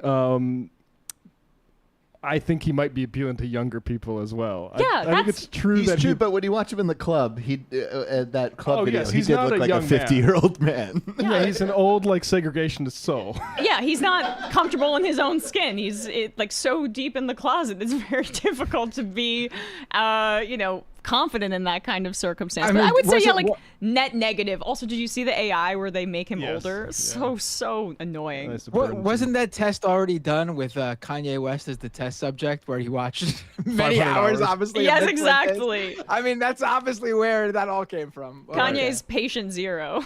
I think we're gonna get a table coming up here to make this a little bit more quantitative. Oh, good. Not if you're 16, not if you're 18. Well, maybe they do. We can debate that. But to me, I think he has got issues that he's talking about that 40, 50, 60-year-olds need to be thinking about. And maybe Like the youth. Racism and anti-Semitism. I think that age group is already thinking about that. They can't stop. If I have to choose between somebody that's 18, 20, 22, getting their career in order, making money, being a net positive to society. So let me kind of give you an idea how I'm processing this information. So if I'm 20 years old, 30 years old, 40 years old, 50 years old, hypothetically, stay with me here so this makes sense.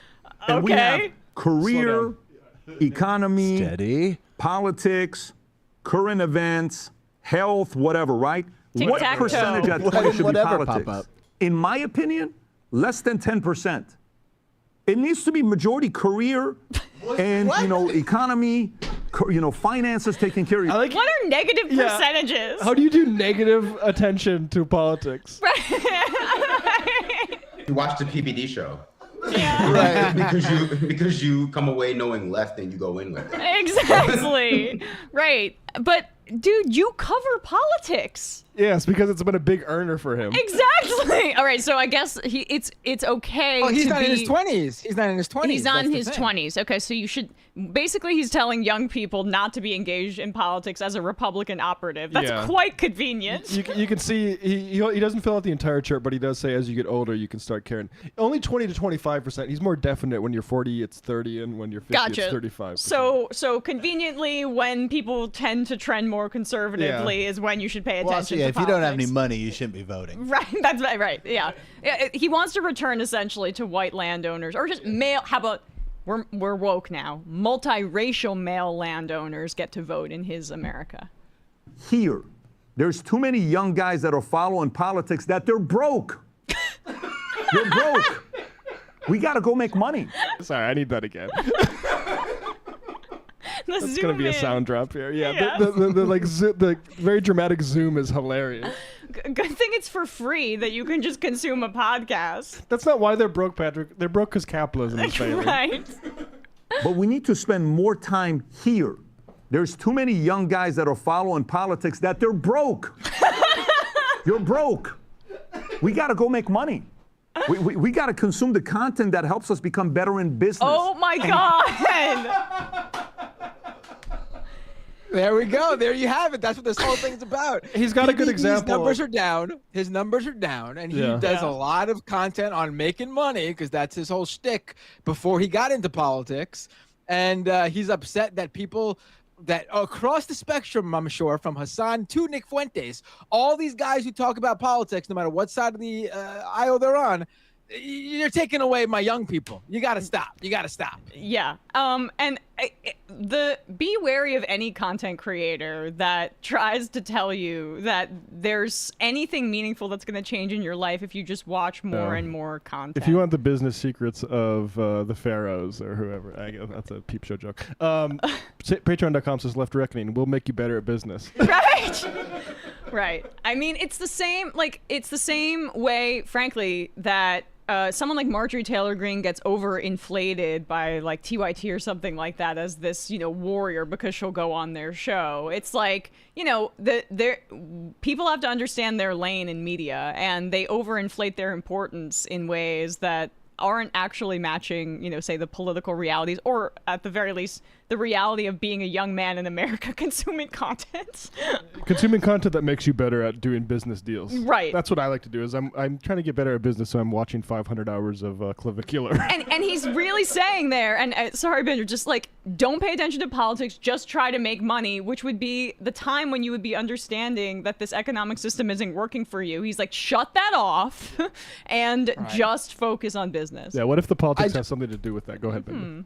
I just love the idea of, oh, you're broke, you must be consuming too much of the wrong content. You need to consume more of the right content. Yes. You should probably be taking my online course, too. Yeah. Well, I mean, if you were consuming too much PBD content, you might have got suckered into that Goliath Ventures like pyramid or Ponzi scheme. So watching PBD is not always the best business move because he will, give you bad advice, bad investment advice. And then he'll do that thing that people give you investment advice do, but they go like, well, you got to do your own research. Right, which is totally true, but not what you want to hear from the person who you rely on as part of your research. Yeah, right. Who gave you information?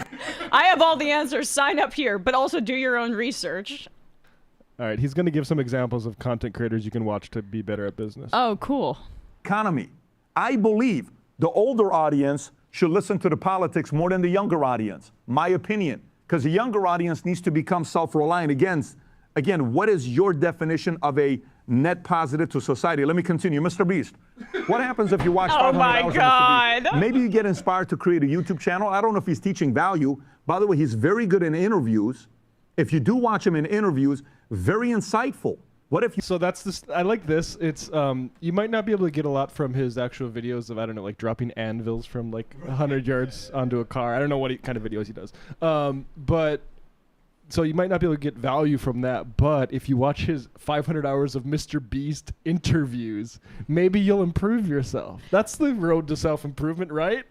Can you imagine being somebody that sees Mr. Beast as anything other than like a symptom of the sickest society possible? I mean, I just gotta, I really gotta reflect on the fact that he just said, people in your 20s, you're watching too much politics content. You need to pay more attention to content literally created for 11-year-old boys. Yep. Like that's what you need to be watching. Like it's. I think we're about to get to maybe Hassan here. I'm sure net negative. But he's rich, so he might. Ooh. This is, again, Patrick isn't fact-finding. He hasn't drawn any hard conclusions about whether it's good to watch 500 hours of any of these people. He's just doing an experiment. You watch 500 hours of interviews on Mr. Beast. I think that's powerful, right? Billy Graham. What happens if you watch 500 hours of Billy Graham speeches? You don't think you want to be a better man? You don't think you want to make better decisions in life? What if you watch 500 hours of Hassan Piker? Funny, good communicator, but what are his values? Does he really love America? I don't know. I don't know what some of the stuff that he talks about, the values that he has. But there's the youth that's consuming that I thought this was about getting better at business, not loving America. Are those the same thing? It's about loving capitalism, basically. Right. Yeah, there you go. I feel like Hassan could make you better at business. I don't know. I'm actually a little bit shocked he wasn't full-on negative about Hassan. He was called him a great He respects Rich more than anything. Exactly. Yeah. Like that's why he couldn't. That's why he had to say like, okay, I can't really, even me, say that watching 500 hours of Mr. Beast is going to improve you. But watch his interviews where he's very insightful because I need to, gag a little bit. Let's see. I think that's kind of it. Alex Cooper, is that the one from? Call me daddy. Call her daddy. I do want to see what he says about Alex Cooper. Oh, I am curious. Is this the only woman that is included in the content? He probably didn't know she was a woman. It's just Alex, right. He did insinuate that he includes Clav the Killer or whatever his name is in that grouping. Kind of like a girl. That's right. Yeah. Gotcha. Walked up to me and says, all you want to do is platform Andrew Tate. And I cannot, this is a father at a soccer match. I'm with my kid. Oh, you're a victim. Can I say shout out to that dad? Yeah. Who said, as a father, I think it's fucking gross that you keep boosting this, sex trafficker, accused sex trafficker at least, who's like fled multiple countries. How dare you keep feeding him to like young men? Yes. Let's see PBD respond to this guy. You're doing this while showing up to youth soccer games. Yes. I mean, that's a major part of it. Tate, and I cannot, this is a father at a soccer match. I'm with my kid. You promote Andrew Tate. I said, who do you promote to your kids?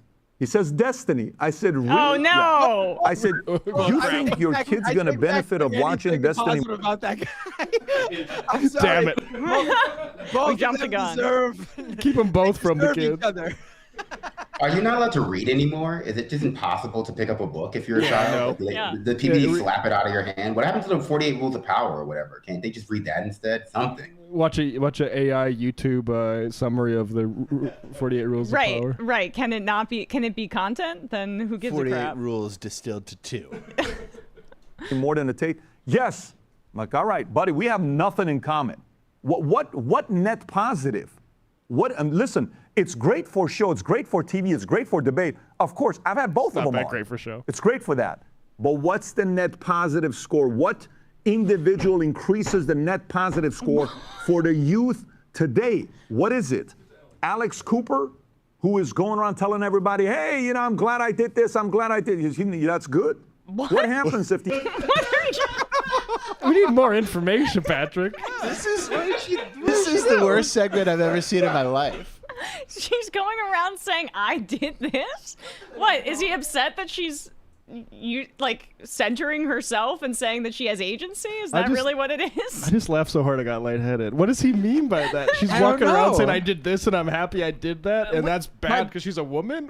Is there some headline about her that we're missing? All I'm saying is that she's pregnant. Okay. My most generous explanation of that segment is he literally just did not care enough to look into what kind of content she does. Like he just was like, she's big. I see her on like the top lists of influencers. I'm throwing her on there. I don't know what she does, but I'm gonna bring her up. Well, I mean, Oh, go ahead, Brandon. Well, when she wouldn't come on her take, they probably lost interest. Yeah. Oh my God. Wow. She gets in probably 10 minutes more than that show got in its lifetime in terms of views. It's probably because Alex Cooper left Barstool when I did this. I didn't want to work with, Portnoy anymore, and I decided to go on my own and have this massive podcast and get rich on my own. Like, I think you're on the scent. Like, and I wouldn't normally use AI things, but I'm trying to. Hold on, Binder. I'm trying to think like Patrick Bet David, so I'm using the Google AI. Okay. And so I Google AI'd Alex Cooper. I'm glad I did this. And it says she was glad that they paused rather than rushing into starting a family when they first got married. That's what comes up. I think that is what he means. I'm glad I did this, meaning I'm glad I didn't have a child immediately. Net negative when a woman does She's my age. She's 31. So yeah, let's see. Wait, actually, I'm 32. Super net negative. Yeah, honestly. Take 10 points off no, Emma right if now. we have a young man watching 500 hours of Emma Vigeland. I did this. It's great for debate. Of course, I've had both of them on. It's great net positive score for the youth today. What is it? Alex Cooper, who is going around telling everybody, hey, I'm glad I did this, I'm glad I did this. That's good. What happens if the average 18-year-old girl watches 500 hours of Alex Cooper? Body count says 50 by the time you're 30 years old? Oh, that's what he meant. Andrew Tate I figured doesn't talk like that. I figured that. I figured he meant that. Like, like they're real scumbags over the PBD show. It's easy to forget because sometimes they're critical of like Netanyahu or whatever for half a second. Sometimes, like Vinny is, but they're like real misogynists over on the PBD show. Like the way they talk about Andrew Tate and like what's going on there, like they're bad guys. You should never forget they're like real bad guys on that show. Well, they're just mad that there's a podcast where she sort of leans liberal and had Kamala Harris on and isn't ashamed of having had sex before. Like that's the baseline that we're talking about. I've listened to her podcast. She's a talented interviewer, but it is the least controversial show I could think of. Like, I guess she had Monica Lewinsky on and said, like, I'm sorry you were treated poorly. Is that what they're upset about? I think it's literally just the sex. Yeah. I think we're looking too much into this now that I know that little part there. But like, PBD, you have somebody on your team who's older than Alex Cooper and unmarried and kind of laughs at the idea of having a family, which, to be clear, I'm in the same boat as that guy. But PBD Adam also hates him. Yeah, exactly. Like, Adam Sosnick is on your program every day. What are you doing to the young men? Is that creating positive value? Yeah, but he's Does a man. Vinny have kids? don't think Vinny has kids either, because he talks really? about them so weird. He's always just like, I hang out with those cats all the time in reference to hanging out with other people's children. So I was like, people don't talk about kids as cats, just like the guys at the bar. Interesting. All right, we can do a little bit more. I think we might be done here, though. Is that what the net positive to society is? Good for Alex Cooper for making the money. I'm not judging any of these guys. I'm just jealous. Good for them for having a name that others are even talking about. Like you. They became relevant. But this is about you. How do you become a better net positive to society? Okay, we got to figure out how to do these. Now that we've upgraded the definition on our videos, we need to figure out how to do those zooms. Yeah. Oh, yeah. No, I know how to do them in post very easily. I can do it live, though. That'd be nice if we can figure out an OBS. Yeah, but just get a joystick controller for the cam. Punch in when, like Sam says, We do need that Social Security is not insolvent. For emphasis. All right, Debbie says, I think we're good there. But, I still don't know did he reach the conclusion about which 500 hours of content would be the most beneficial for a young boy to consume? Well, no, this is sort of like when you're doing...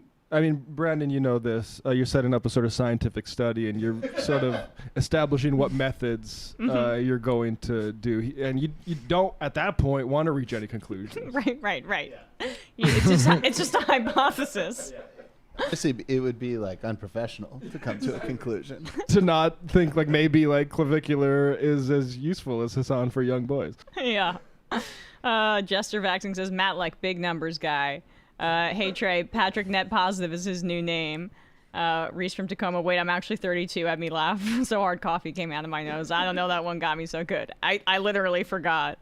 The older you get, the more convenient it gets to forget. Exactly. Social conservative fiscal liberal Davidson reminds me of the Jack Handy joke. It's easy to sit there and say you'd like to have more money, and I guess that's what I'd like about it. It's easy, just sitting there rocking back and forth wanting that money. I love Jack Handy so much.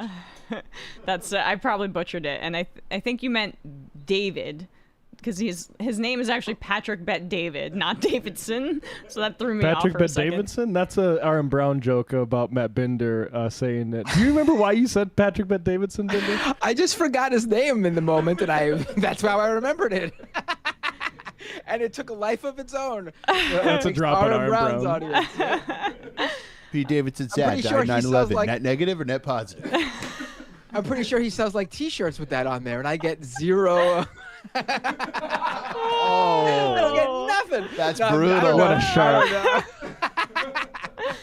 shark. 2 kids in the trench coat just saw on Twitter that AOC is mad she wasn't offered a tour, sushi, or poker with the boys. Sorry, girl. Bingo Dango. I didn't realize how COVID brain rotted breaking points in their audience was. They're buying into this Fauci shit hook, line, and singer. I thought Crystal and Ryan were better than this. I mean, Ryan... the Fauci... I'm not sure. Their audience is different than ours. And Crystal, is one of the best in the game. We will occasionally have some disagreements. Ryan has come on our show, and we've had disagreements about the COVID lab leak stuff, so... People can watch that, but I mean, their audience is a different audience than ours, and yes, there are some right-wingers in that audience. I also think there's uncertainty about what actually happened with regards to lab leak thing, and I understand why there's caution against, and I think the right wing push to promote a lab leak theory is racist and fascist. But I also don't think it might not be true. I genuinely don't know and reserve judgment on these sorts of things. So I think it's a little bit much to say they're fascists for being open to it. Ryan is a journalist. Yeah, and I'm not sure what you're referring to because I haven't seen the segment, but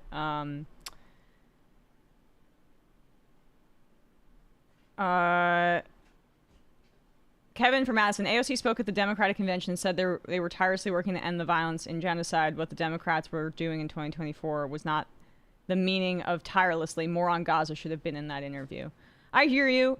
I think she's pretty great on this issue, on the substance. There are probably 3 or 4 Democrats that maybe have a better record on Palestine than her. But her record on Palestine also was very, very good prior to October 7th, too. She was trying to get Democrats elected, and I am sure that quote is not gonna, it's gonna be difficult for her to distance herself from it, but I think her record overall is the more important thing.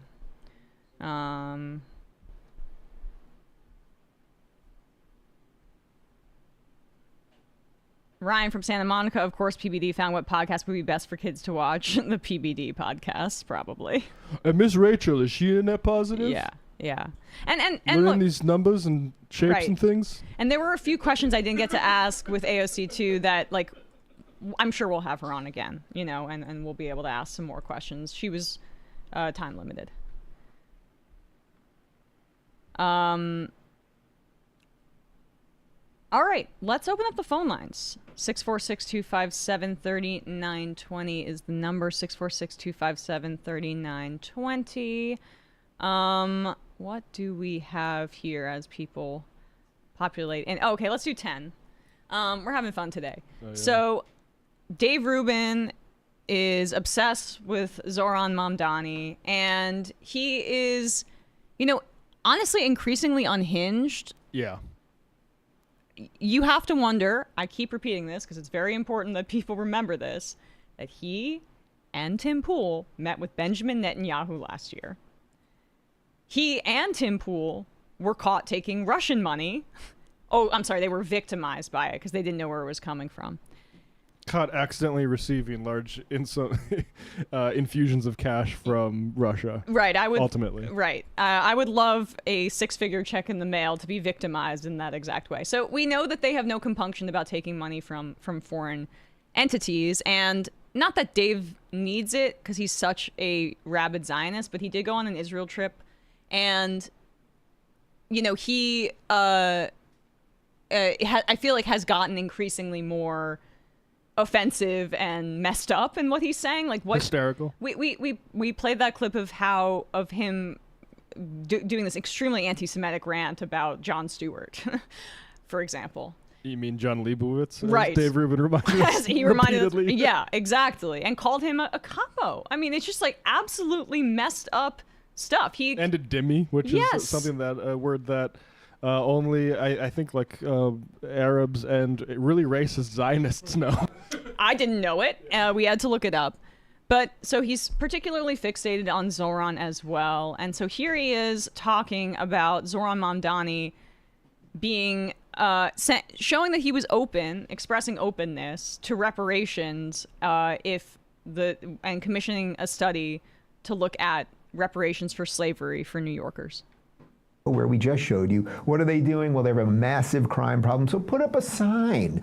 Tell people, maybe people don't realize you're not supposed to murder people. Could you just put up a sign? And what are they going to try to do in New York City? Well, this guy, Charles Blow, and it's a perfect last name for the suck job he just did on Mamdani in this interview.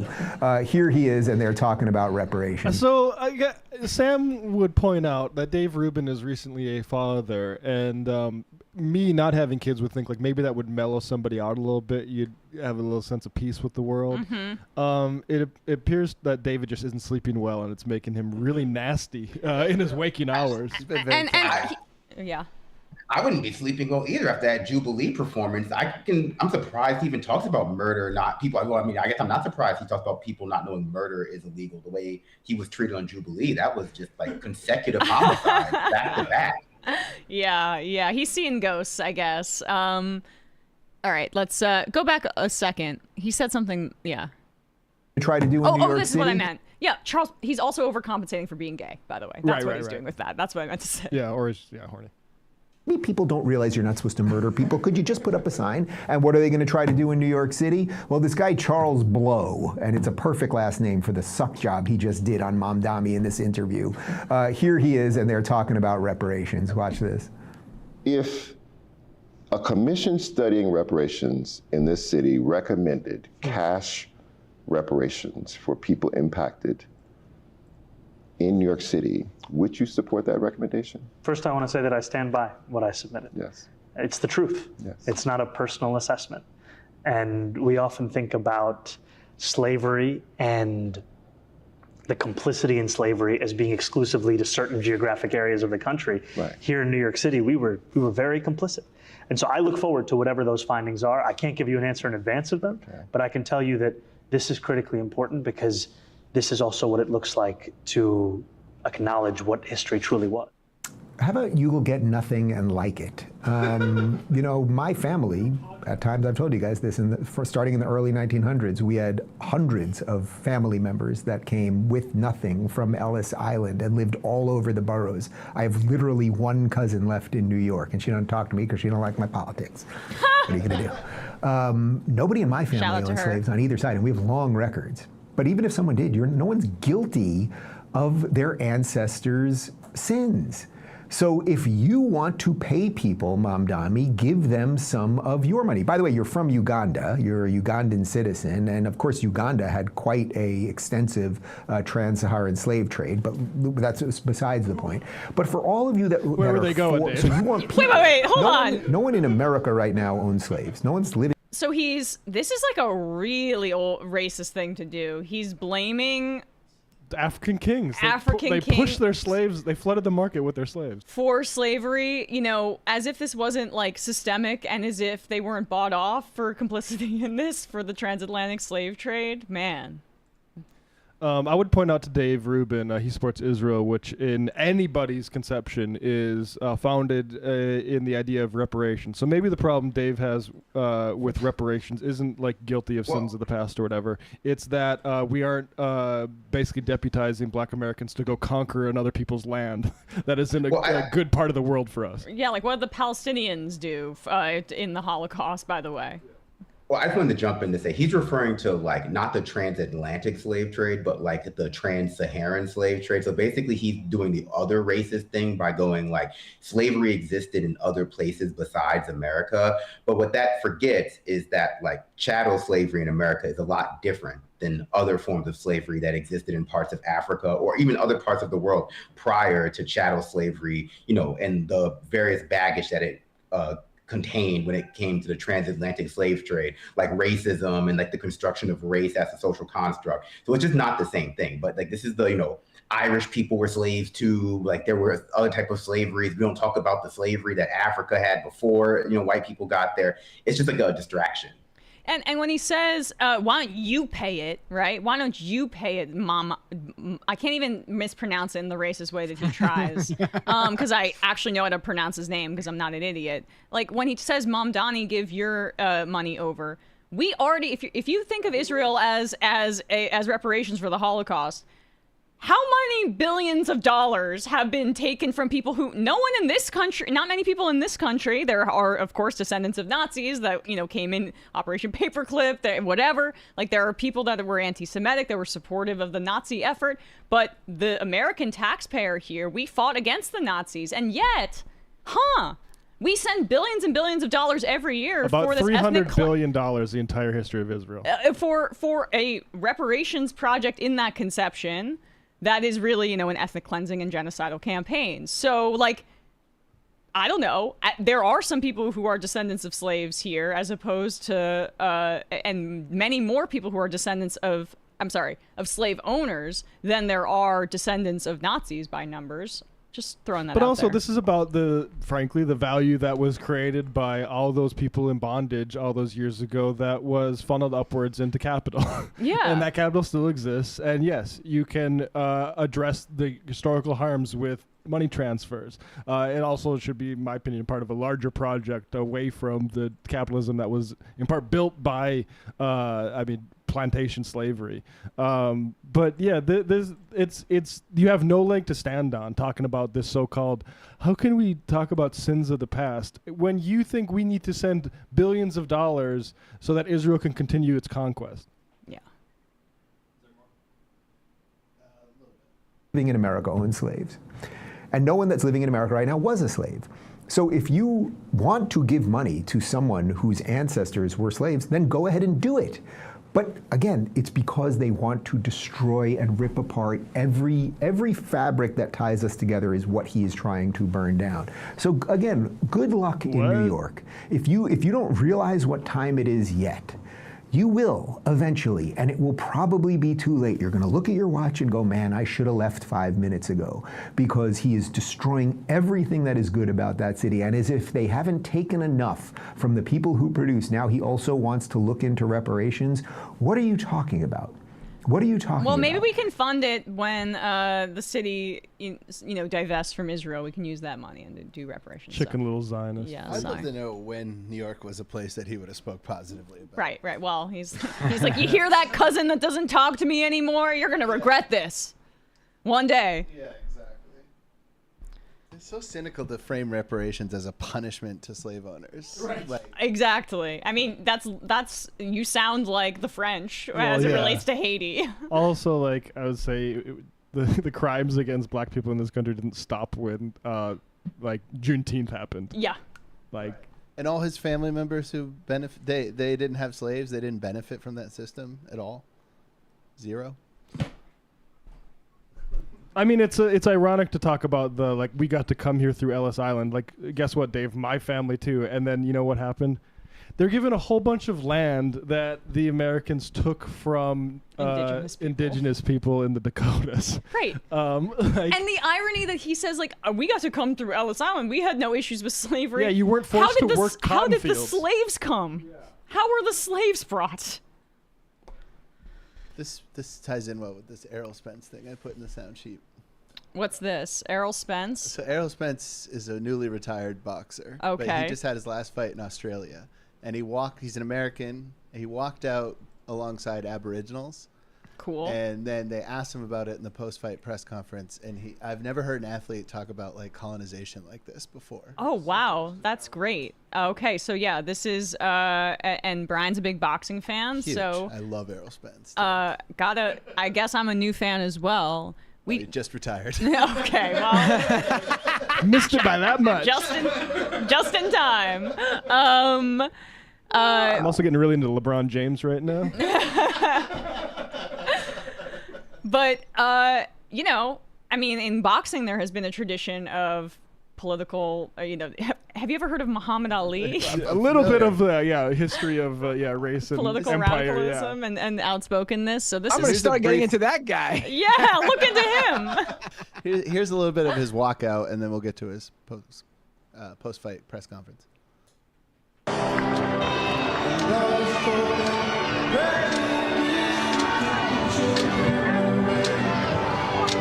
One of the best welterweights in modern boxing.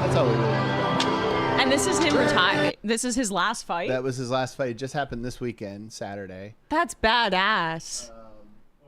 So no, there's below it is the press conference. Yeah. So is he Australian? No, he's from Texas. You're gonna hear his southern accent. Oh Very wow. southern accent. Okay. Yeah. Wait. No, you put it in. Yeah, let's start here. So this is his press conference. We're pulling it up right now. Here we go. And then anybody, and they had a thing called the whitening, where or British or more European, so they can take their culture away from them, take their language away from them, and take their whole identity away from them. So they took them out their families and cut ties with their families and sent them to white families to make them quote unquote more civilized and not savage, because they thought they were savages and things like that. Can I just make a point on that? That is a facet of genocide that people don't think about, but it has a huge history here too on this continent with either residential schools up in Canada, and I believe we call them boarding schools here, or just adoption, forced adoption of Native children by white families. And, it was basically, his song would save the children basically, because, they took thousands of kids and took them away from, their Aboriginal roots and put them in white families to make them more British or more European. Did you know about that history before coming here, or did you learn it after, right? I've been knowing about the Aborigines, like in the north and things like that, because my whole thing, because I was looking at the Aborigines and stuff, and I see they're kind of lighter complected. So I was looking for where are the dark Aborigines at, and a lot of them are in the north, and they're way badder conditions than than anybody. And they had a thing called the whitening, where they were trying to breed out the Aborigines. So they put them with white families, they put them with white people and things like that. So as the generations, their whole complexions are changing, basically trying to breed them out. So yeah, man, I was just reading up on it, and just, it stuck with me because, it's the same thing the British and the colonies did to Native Americans in America, so, just reading on things like that, and just, it resonates with me because black and brown people go through the same thing in America and all around the whole world through colonization, so it resonates with me because I think, colonization and things like that, those people are the real savages, especially people with British roots and British rulers and things like that. They're wow. Wow, I mean, that it's was great. pretty And- awesome. Yeah, and I mean, it's so important to have these conversations now, especially as the genocide in Gaza is ramping up, especially as Iran is taking off, because a lot of people are going to try to exceptionalize those things. You hear it already. Like, America has no history of doing things like this, like bombing little girls' schools, and like the genocide in Israel's coming from nowhere. Like, that's part of redeeming the Western Western project, because it has no problem with like cutting, parts off of it. A lot of people just imagine that there are just parts of like the Western imperialist project that are just, completely sacrosanct, can never be cut off. But Israel's on its way out too, especially if it comes down to redeeming what people want to believe is true about the West, which is that we don't do stuff like this. Because a lot of history like this has just been, it's been obscured from people, either indirectly or directly. In America, they're actually just trying to take stuff like this out of history books, because they just don't want you to know about it, because they don't want people to think poorly about America, like PPD was saying. Exactly. Like, Hassan teaches people to think poorly about America just by saying its history, right? Yeah, right. It's about keeping people ignorant, and not being able to make the historical connections to today. And it's why, I like to emphasize too, like, how the emphasis on the savage part, right, is the overarching trope that is used to dehumanize the colonized. But like, even tactics like the overemphasis on potential sexual assaults on October 7th, which, the Screams Without Word piece has been, completely, mostly debunked as, like, in terms of, at the very least, the systemic nature of it. There were a bunch of problems with that reporting. But when you put it in a historical context and you see how it was used to justify, like, the lynching of black men in the South, for example, you see how all of this is a continuation of a pattern. And I think there can be both frustration in understanding that we are still in that long history, but also comfort, because it provides us a roadmap for liberation and for, righting historical injustices. Yeah, absolutely. And like unbroken history, because a lot of people want to redeem America. I'm speaking of breaking points, I hear it every time I listen to Sagar say, like, the Israelification of the American military. We haven't done stuff like what Israel is doing since, since Korea, since Vietnam, since the white phosphorus and and the Gulf War. When exactly did we stop? But of course, in some people's minds, there isn't this unbroken history of American or Western imperialism or genocide. It ended at some point. What that point is, it depends. Maybe it's when we dropped the nuclear weapons. Maybe it's the Civil Rights Act. But people have these arbitrary distinctions, and then when you confront them with the fact that this stuff really never ended, even slavery didn't end, which was a talking point for a while, until we found out that Hillary Clinton did the prison labor thing, the prison slavery thing, when she was the first lady of Arkansas, and then everyone stopped talking about the 13th movie. In reality, Western civilization has just become a lot more sophisticated. What's the old saying? Jim Crow had became like Sir James Crow Esquire, and we became a lot more sophisticated in the way that we do these things. But they're oftentimes just still happening right in front of us. Exactly right. I see you 81M Michigan ICU81MI. Okay. I think that is a 30 Rock, or I think that is a really, really obscure 30 Rock reference. And please correct it. Please tell me if that's true, but maybe watch 500 hours of that boxer's interviews. Yeah, That's pretty good. Dave from Jamaica, I can see why genocide people trying to twist the history of cultural erasure that Europeans have done. Yeah, and you talk about this being a long history. In Herman Melville, someone who I think represents what I would identify with, I guess I wouldn't call it Western culture, but to the extent people say that, and there's something that besides white supremacy they mean, I would think like the guy who wrote Moby Dick. His very first book, Type E, in the very first chapter, he talks about the bad influence that French missionaries had colonizing the South Pacific. Islands in the South Pacific. Like this, like Brandon says, like this is a long history, and it's been playing the same note. Right.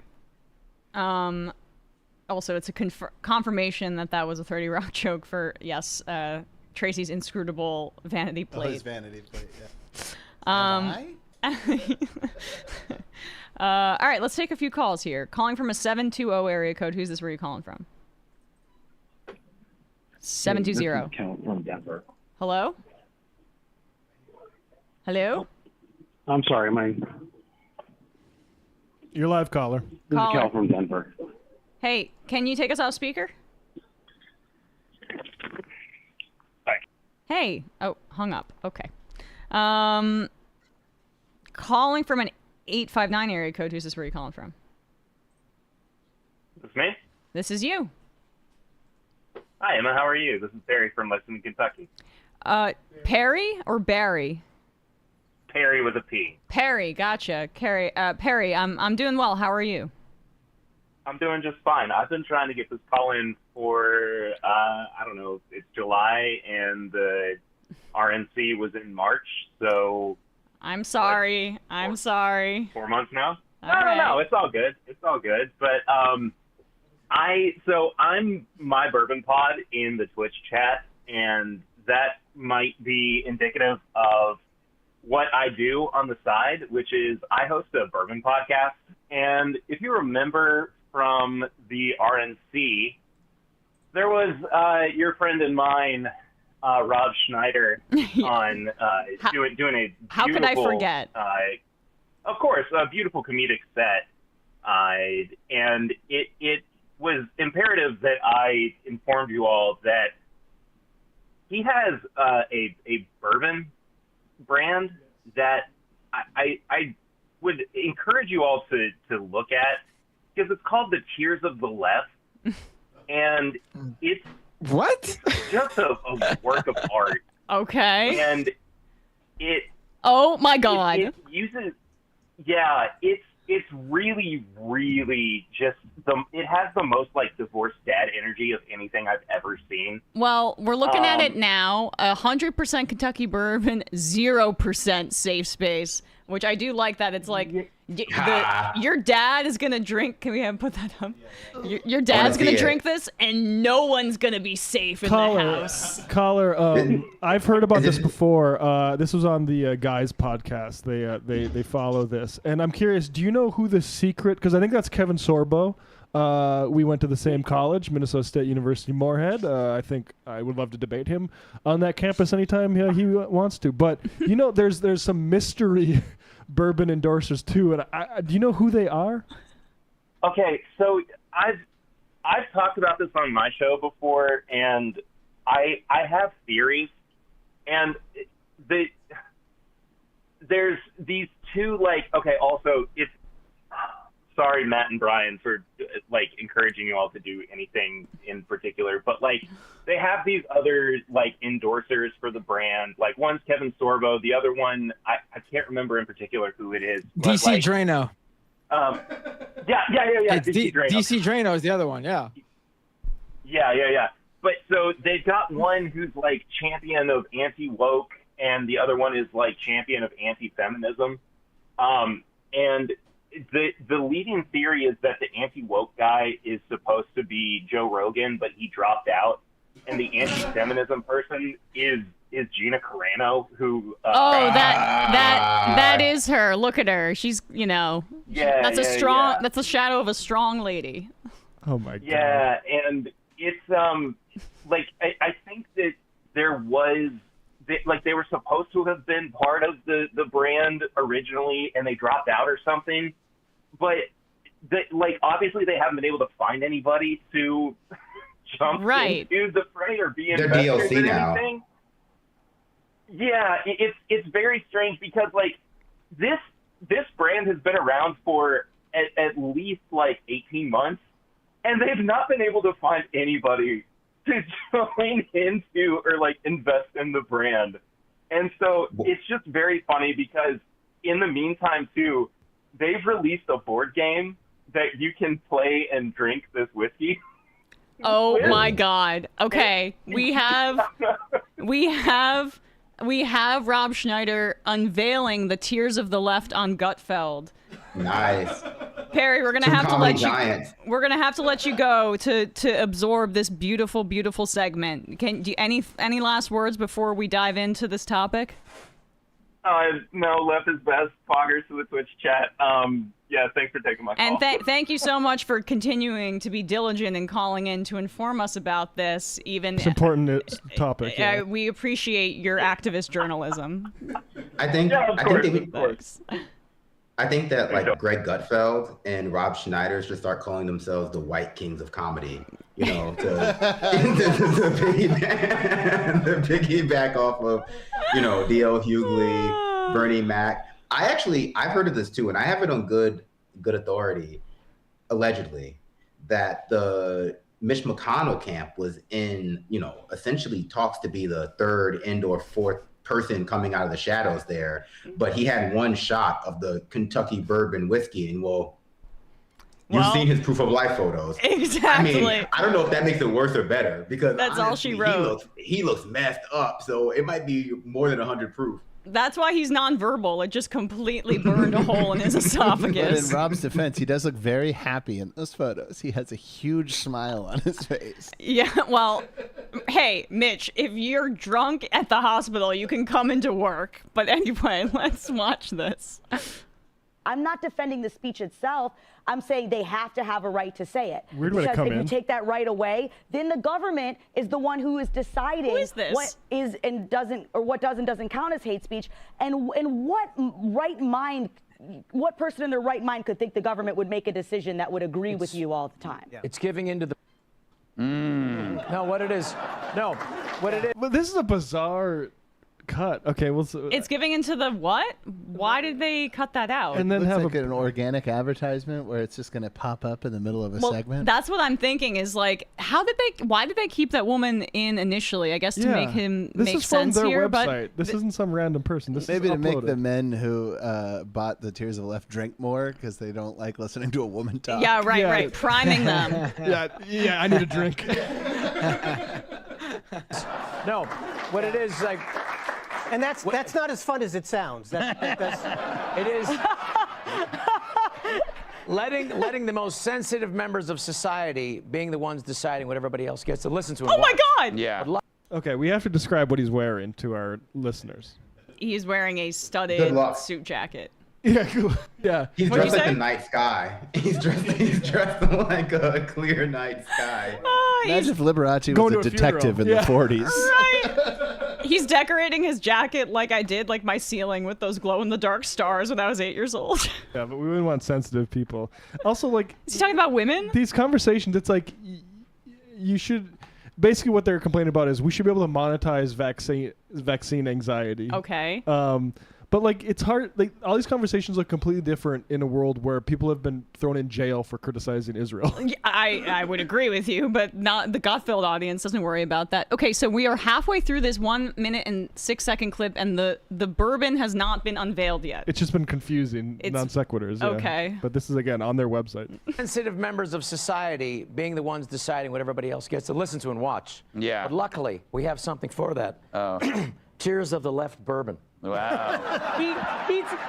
He saw a spot for a plug and he was like, I'm taking it.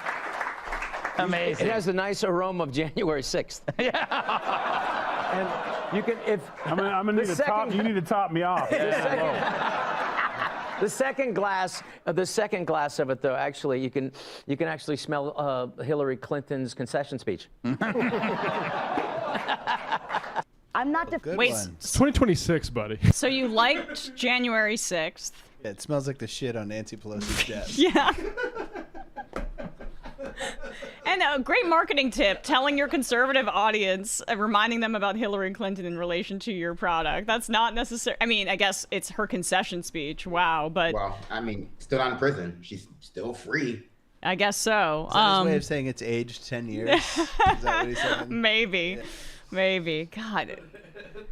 January 6th. Also, the liberal tears mug. That's been around since, I don't know, like the Bush era. It's not actually appetite. It's a funny joke, but you don't want to actually drink a whiskey named Tears of the Left. It's gross imagery. Exactly. I don't want to drink people's bodily I don't fluids. want to drink conservative tears. That I would vomit. Exactly. No, that's so when you find out that it's all watered down, like it's piss weak, that he can say, "Well, I told you, it was." I told you, it's filled with tears. It's filled with tears. Why is this bourbon so salty? All right, let's take one more call and then we'll wrap up here. Calling from a 308 area code. Who's this? Where are you calling from? 308. Hey, it is Kowalski from Nebraska. Kowalski from Nebraska. How are you doing, my friend? You're the final caller of the day. Oh, not too bad. So I've called in for just a couple things. I'll get through them real fast. First and foremost, selfless promotion. Prairie Fire Neb has released a video, and I explain why we're screwed. But I kind of go into more detail than that. But we are screwed. So... Okay. Yes. Well, check that out then, everybody. Yes. Great video. I'm talking in it from the desolate Platte River, which has run dry again. Thanks a lot, Obama, I assume. I'm not sure. Second, I wanted to apologize to the people of Canada. My aggressive marketing campaign for Prairie Fire got a little out of hand up there. My bad. We tried a European strategy, went just as poorly. And then I just wanted to talk about the politics in Nebraska, if you guys would let me. Go for it. Sweet. So, people in the 1st District, which is Lincoln, Columbus, Norfolk, Fremont area,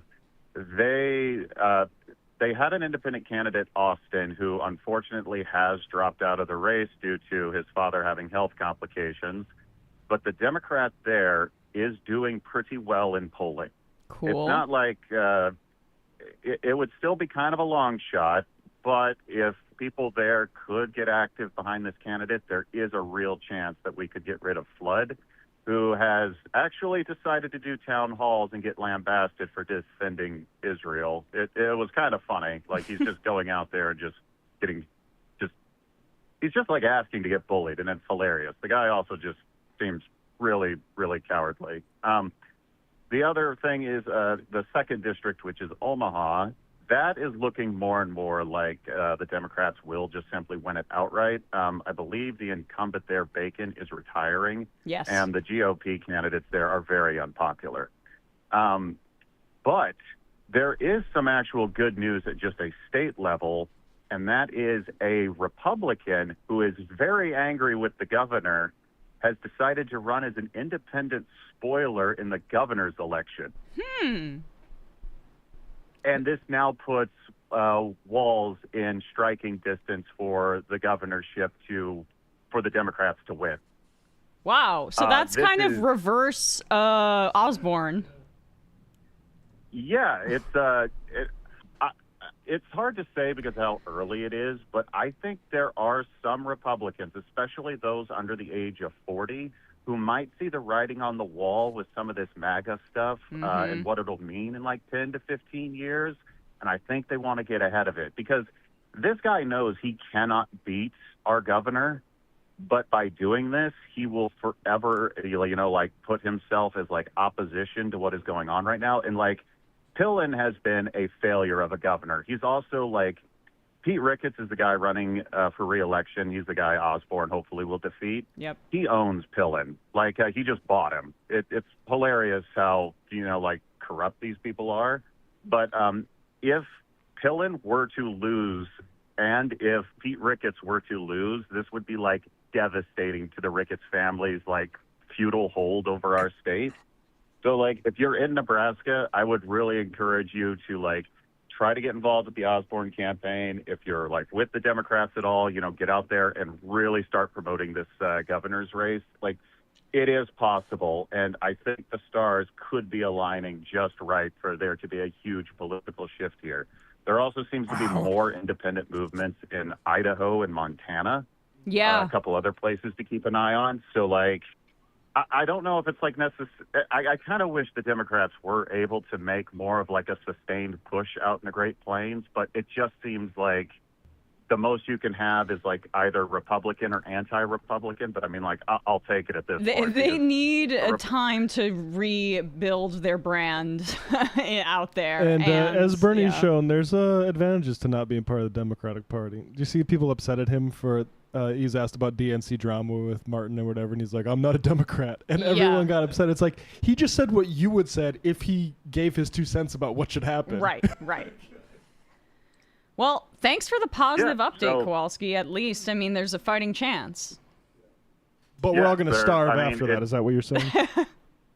Well, we're not going to starve, but the problem is that there is so much instability in the agricultural system of production side. Like, excuse like all the financial side of it. It's just in the next 12 months, we are going to be suffering from like weather issues, fertilizer issues, fuel issues, regulatory issues, and we're also starting to see the mass retirement of farmers all over the Americas, not just the U.S., but like everywhere, because the farming population's been getting old, and thanks to this neoliberal hellstorm we've been in for 40 years, we've done nothing to rebuild rural communities. So, like, we just don't have the resiliency to take the beating that all of these factors are going to do. And I've talked about it in the video, so you all should go there, like, subscribe. We're only at 13K, so, like, we're at half of what the Discord is. So if we want to defeat the Discord, I need more people to get there. All right. Well, that is a noble effort and a noble goal, Kowalski. I appreciate the update as always, and thanks for saving the more upsetting farm report stuff for your channel. People can check you out there, and they can follow you on Instagram. You should plug your Instagram. I follow you there. Oh, yeah, folks, if you want to see me make very cheesy jokes and random exercise videos, go to AMK4956 on Instagram. I'm trying. We could have Brandon and AMK4956 become health influencers on the left. Yes. Is that also a license plate? Right. Yeah, Kowalski, you might want to make that a little bit easier for people to find. But I'm actually 1,000 short now that we're doing this of 150K. I want to get to there, so people should follow me on Instagram if they haven't. If you guys can get me to 10K subs, I will start posting links to the Discord on my Instagram, and then I would hope Brandon would reciprocate in the opposite direction. You guys should be competing. Oh, my show? I thought you were talking about your own Discord, because my show is called The Discourse, and I want to make sure people know that so I can have more followers. I don't want to be accused. Well, now there's egg on my face. That's okay. They're cheap now. They're the only things that are cheap. Appreciate the call, Kowalski. You all have a good one. You too. All right, guys, gonna read some IMs and get out of here. Krusty, Emma's just bragging so much about her Insta. Well, I might post a photo of me and AOC today. I don't know. Get me to 150K. How about that, baby? It's actually the only. I've said this before. I used to never use it because Twitter was like the place where politics content traveled, and now that's just not the case at all. Yeah. It's actually cool to only have like 11,000 followers. It makes you a little bit more authentic, in my experience. I gotta lose 8,000 more to be authentic. Are you saying that I'm getting a big head? And you're just gloating a little, showboating a little bit. People hate confident women, specifically Matt Leck. Knock you down a peg. He's gonna be in the PPD show soon. Like, yeah, he's gonna Yeah. be. They're gonna replace Adam with Matt. Me and Sosnick are gonna be there. He's in Israel right now. At least she's married. Yeah, no, Sosnick's in Israel? he called in literally from Israel to the Piers Morgan show in the PBD show to defend Andrew Tate. And I was like, he's calling in from Israel to defend people from sex crime allegations? Crazy. Crazy. I think they have a hotline for that over there. MB Laborer. Today I learned Kowalski pronounces Norfolk like the rest of us North Country New Yorkers. Did I say it correctly? Norfolk? Norfolk? Don't know. Robin DC says, the guys say the tears of the left bottles look like testicles. Wait, did they? Did they? He holds it up there. You have it on the screen. The tier itself, maybe. I did see they do like Maybe it's a different one. You can, but I think what they might be referring to is you can freeze ice in the shape of that tier. They give a little mold for that, and it does kind of more look like something drooping. All right, 3 more. Sickle up economy, yeah. E.g. Ohio, my home state was blue when I left in Obama's first term, but yeah, the Midwest needs those desolate counties progressives to plug in. I mean, North Dakota, when I was in high school, had a Republican congressman, just one. Or no, sorry, just had one congressman, and that was a Democrat, Earl Pomeroy, and 2 Democratic senators. And they all retired during the Obama administration and were replaced by Republicans. And it's a huge part of, like, I think why this country's gone fascist is those 2 Senate seats flipping from even, like, you know, I would say moderate Democrat to insane Republican. Yeah. Hey, when I moved to Georgia, there was a Democratic governor. Yeah, right. But Georgia's getting a little bit bluer now. Now they have 2 blue senators. I mean, this can only go so far, and the Republicans aren't actually delivering either. Rural Lefty, thanks, Brian, for highlighting that incredible final press conference of Texan welterweight boxer champion Errol Spence Jr. back in the 90s. My hubby and I followed the boxing career of Ukrainians Vitaly and Vladimir Klitschko. Yeah. A 2024 film documents their campaign for military support and raising funds for Ukraine against Russia's illegal attacks. I know one of those guys married Hayden Panettiere. That's the only reason I know. I don't know if they're married. It's actually kind of a sad story. We don't need to get into it on air. He got full custody, I think, of their kid. Why do I know this? I don't know. Okay. And the final IM of the day. Future reactionary. The aroma of January 6th is a mix of sweat, shit, bear mace, unwashed masses, freshly built gallows, gunpowder. Am I missing anything? I don't think so. It sounds delicious. All right, guys. Thank you so much. Appreciate you all. Sam will be back tomorrow. Oh, well. It's finally over. It's finally over. What are you doing? Playing something? This is not an insult to you. I am so excited for Sam to come back. Same. though. I'm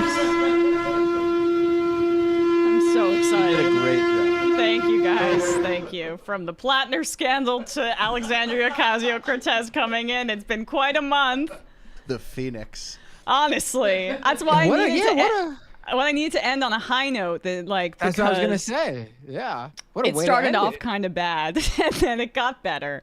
So we all, June, we were all flying too close to the sun, us lefties. It was getting a little bit too positive. But that is grandma. That is grandma. And thank you all so much for staying and tuning in all this time. Appreciate you all. Sam will be back tomorrow, and we'll be having, I'm sure, a really fun show. See you then. It might take all the strength I got to get to where I want, but I know somehow I'm gonna get there. I wasn't looking when I just got caught between the truth and